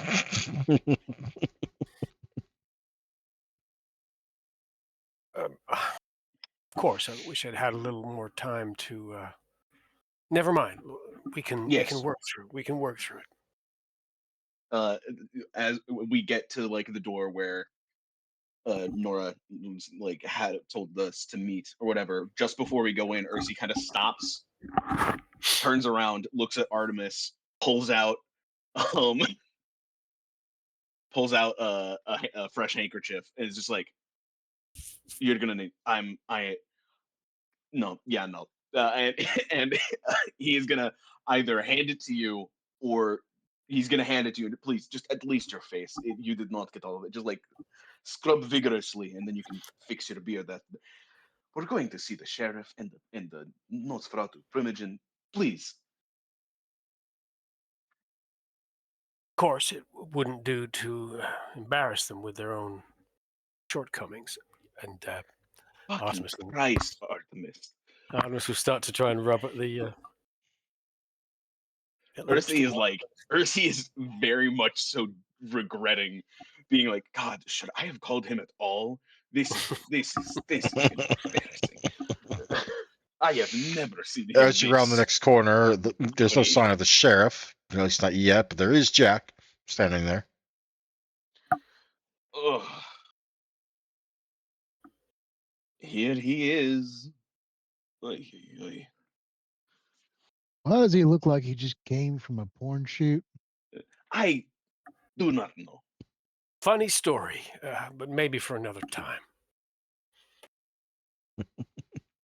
Oh, Jesus, Mary and Joseph. I think he was stripping or something. He had like $9,000 in cash in his pockets. Oh, yep, definitely taking up work as a stripper. Got it. Don't need to know anymore. Okay, so here's what we need you to do. We know that there's no Nosferatu downstairs. We need you to make sure there ain't any here upstairs. That's it. You It's don't going to be need more my than that afterwards, but business acumen. You don't need my PR skills. You just need my eyes. currently, yes. Fine. Fine. Artemis, The Artemis will do petulance that- child in that voice. Artemis will do that kind of shaking his hands and shaking his shoulders thing that sports people do before they Mhm. do a big kick or something. Fine. What do I roll? He's gonna take a step back Perception in case awareness. he tries to kick me in the face. Not the face. Perception awareness. Yep. Mm-hmm. Sense the unseen. You know, I don't They're think I've basically ever looking done for that. people that are obfuscating. I don't think I've ever done it because I don't have a dice pool set up for it. Weird. And do I add? What's the difficulty? Or do we not know? I'm not giving you the difficulty, so you're just going to have to set it for something. But And I take it my level of Auspex doesn't do anything to that. nope. Okay. It just decides whether or not you can even actually, successfully see someone or not because of their level of obfuscate. So I'll set it at difficulty 7 just because I think you said that's the highest difficulty it goes to. Mm-hmm. 4 successes, or if it's a 7. The only Nosferatu you find, and you're traveling up and down the first and second floors, is one Lydia Voss, a fledgling. And she's not obfuscating. She's just kind of sitting in one of the corner, pretending she doesn't exist, twiddling her thumbs. So the others could see her as well then. Yeah, everyone else can see her too. She's not hiding. She's just like sitting there with a rodent kind of licking one of her cheeks, the one that's messed up like it is in the picture. Artemis will walk up and pace up and down a few times, walk around the room, and then eventually stop and just point to Lydia in the corner. She's the only one here. Okay.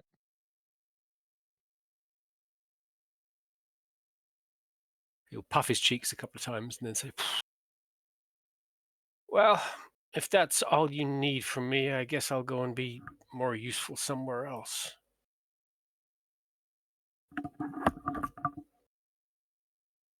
He's pouting. Artemis is pouting. Oh, he's very much pouting, yes. Right. I guess we wait for the Primogen. Ursi, Yeah. that pouting face, don't you I feel reckon we could compelled use to your reassure PR it? skills in dealing with a Primogen. I'm sorry. Someone cut out there, and then there was some overlaying voices. What? I was saying that, don't you want to do something about that pouting face? And then Jack was like, hey, Artemis, we need your PR skills for dealing with the Primogen, or we could use them or something. Oh yeah, no, that's fair. Hmm. Hmm. Yeah, actually, Artemis, you may be of quite use here. Which of the Primogen are we talking? Nosferatu. Oh, God. Fine. Fine. She's a Seemed socialite with a respectful. Here's the hyperinflated situation. opinion of her importance. Trevor She's just like him. has important. Trevor has important intel in his room in the Warren that we need access to. Which would require us to know where the Warren is. And it would I require for Gutter Jack to not know that we know where the Warren is. haven't had many dealings with Nosferatu, but telling us where their warren is probably off the table. Well, they can take us there without us necessarily knowing the location. Oh, we're in bag over the head territory. Okay, no, Artemis out. Nope. It You just also need to could convince her to put the potentially. bags on our head. You don't have to have a bag put on your head. This could also potentially help us figure out what happened to the knee.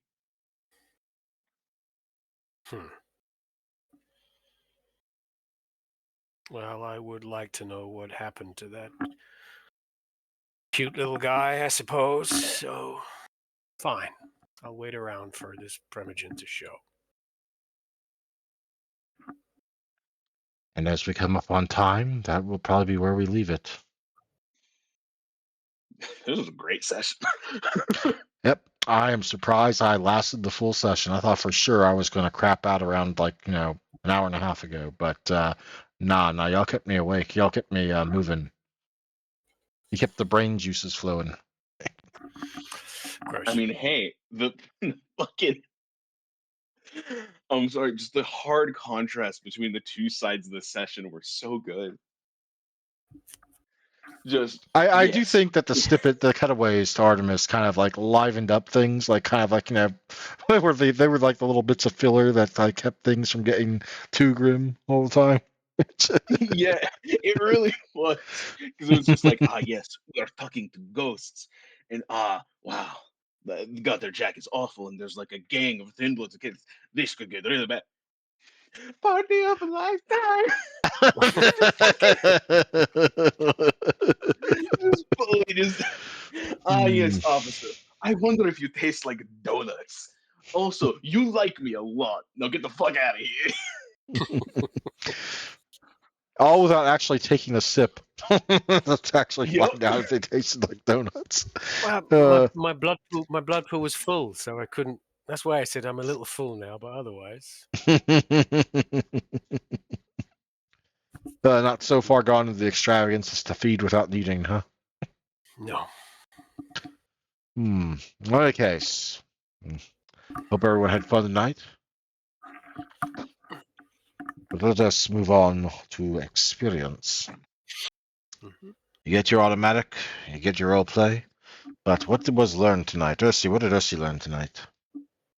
Earthy learned of Jack's wonderful gift and amazing information about Grawl. Indeed you did. Indeed you did. Artemis, what did Artemis learn tonight? I'm not sure Artemis learned anything this evening. I think he was too far up his own backside with hubris. I think he learned that he was amazing. He's Well, more yeah, amazing that's than he true. ever learned. And while I would not normally allow that answer, it just fits with the whole majesty thing. So I'll give you the easy low ball this time. Thank you. Jack, what did Jack learn tonight? Trevor is a lying some bitch. Trevor is indeed a lying son of a bitch.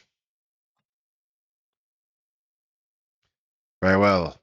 Now, in reverse order, Jack, MVP.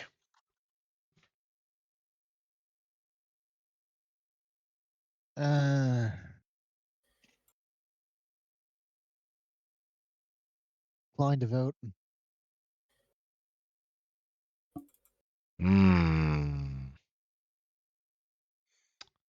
Well then, Artemis, MVP. I think the whole bear thing with with Ursi I quite enjoyed. I'm disappointed it didn't go into gay man bear territory, but I quite enjoyed Ursi finding out about the fact that there are werebears. And I'm sure they won't be happy to learn one of their kinfolk has been claimed as a ghoul. I mean, what am I talking about? Nothing. Ursi, what did it do? Excuse I me? mean, Ursi, who's Ursi's MVP?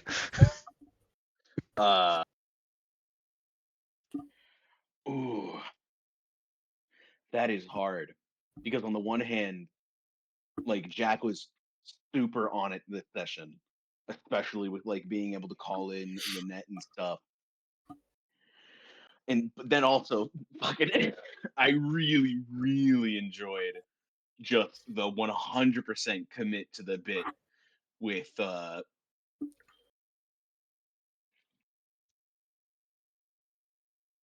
Artemis.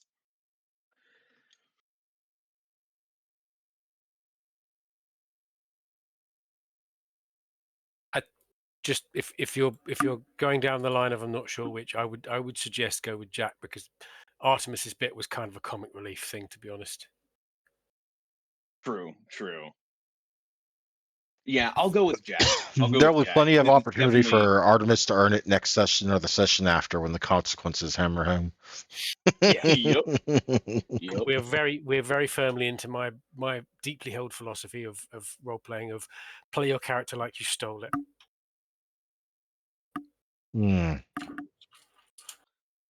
Yep. Well, that will be one each for Artemis and Jack.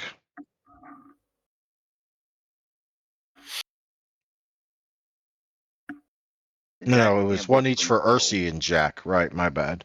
No, that's my bad. Mm-hmm.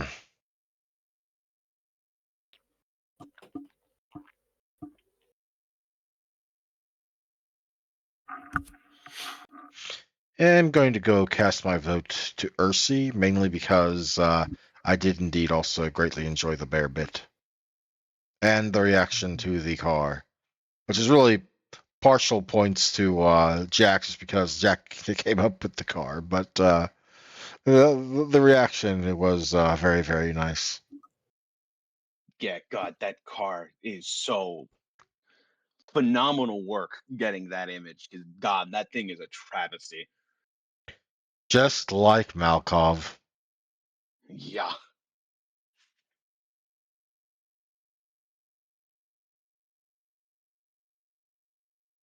Alrighty, 0, 4, 15, 20, 26.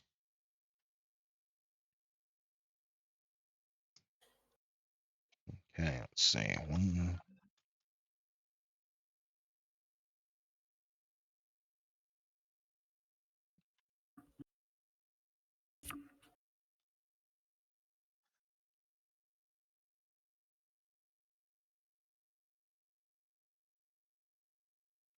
And there we go.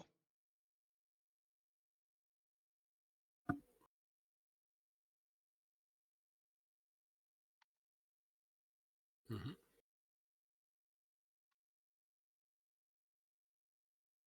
Don't actually know. I'm not quite sure what I'm saving up for at the moment, actually.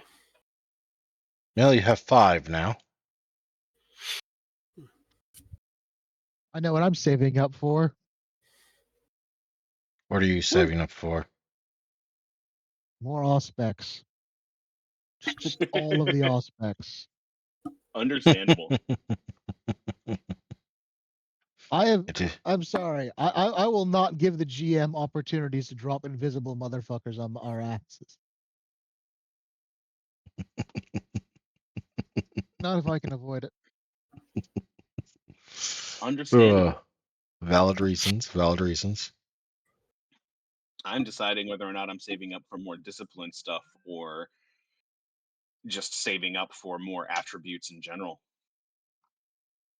Mm, Because on the one hand, I do want to increase more magic stuff because magic is very fun and great and cool. But also, I could just get tougher. Well, one of my ambitions is to get into a situation where my 4 dots of politics will be useful. Hey, hell yeah, dude. I mean, hey, I've got 5 dots in a cult. I'm chilling.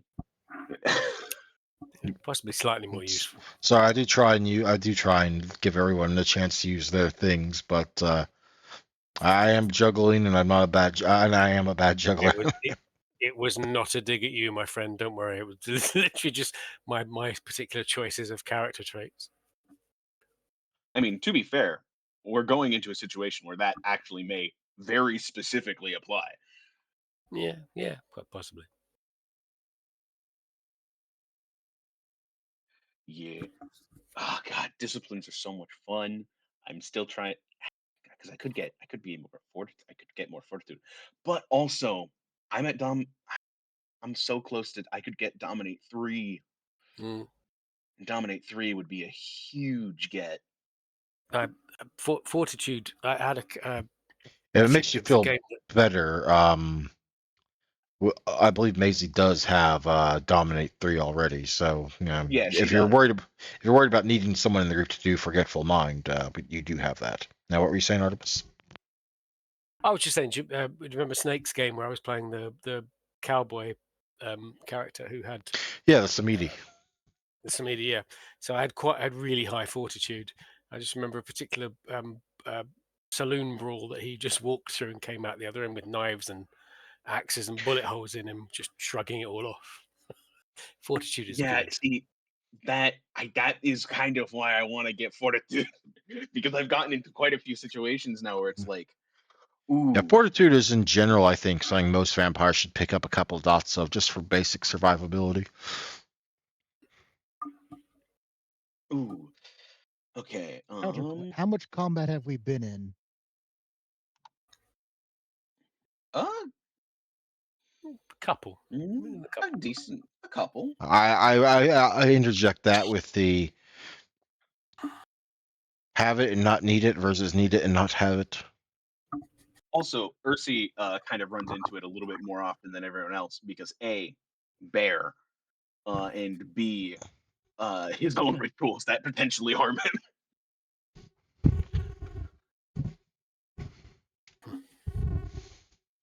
Just because one of his like primary rituals that he has that he's only used once so far in the story, but that's also because he needs to be preparing for the combat stuff to happen for it to really apply. Uh, requires him to potentially take an aggravated damage. So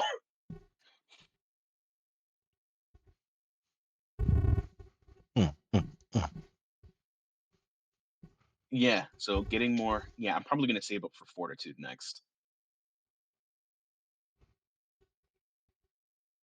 Which the next dot in fortitude for me is gonna be 7 XP. So next session I could get it. After next session I could pick it up. Nope, one moment, guys.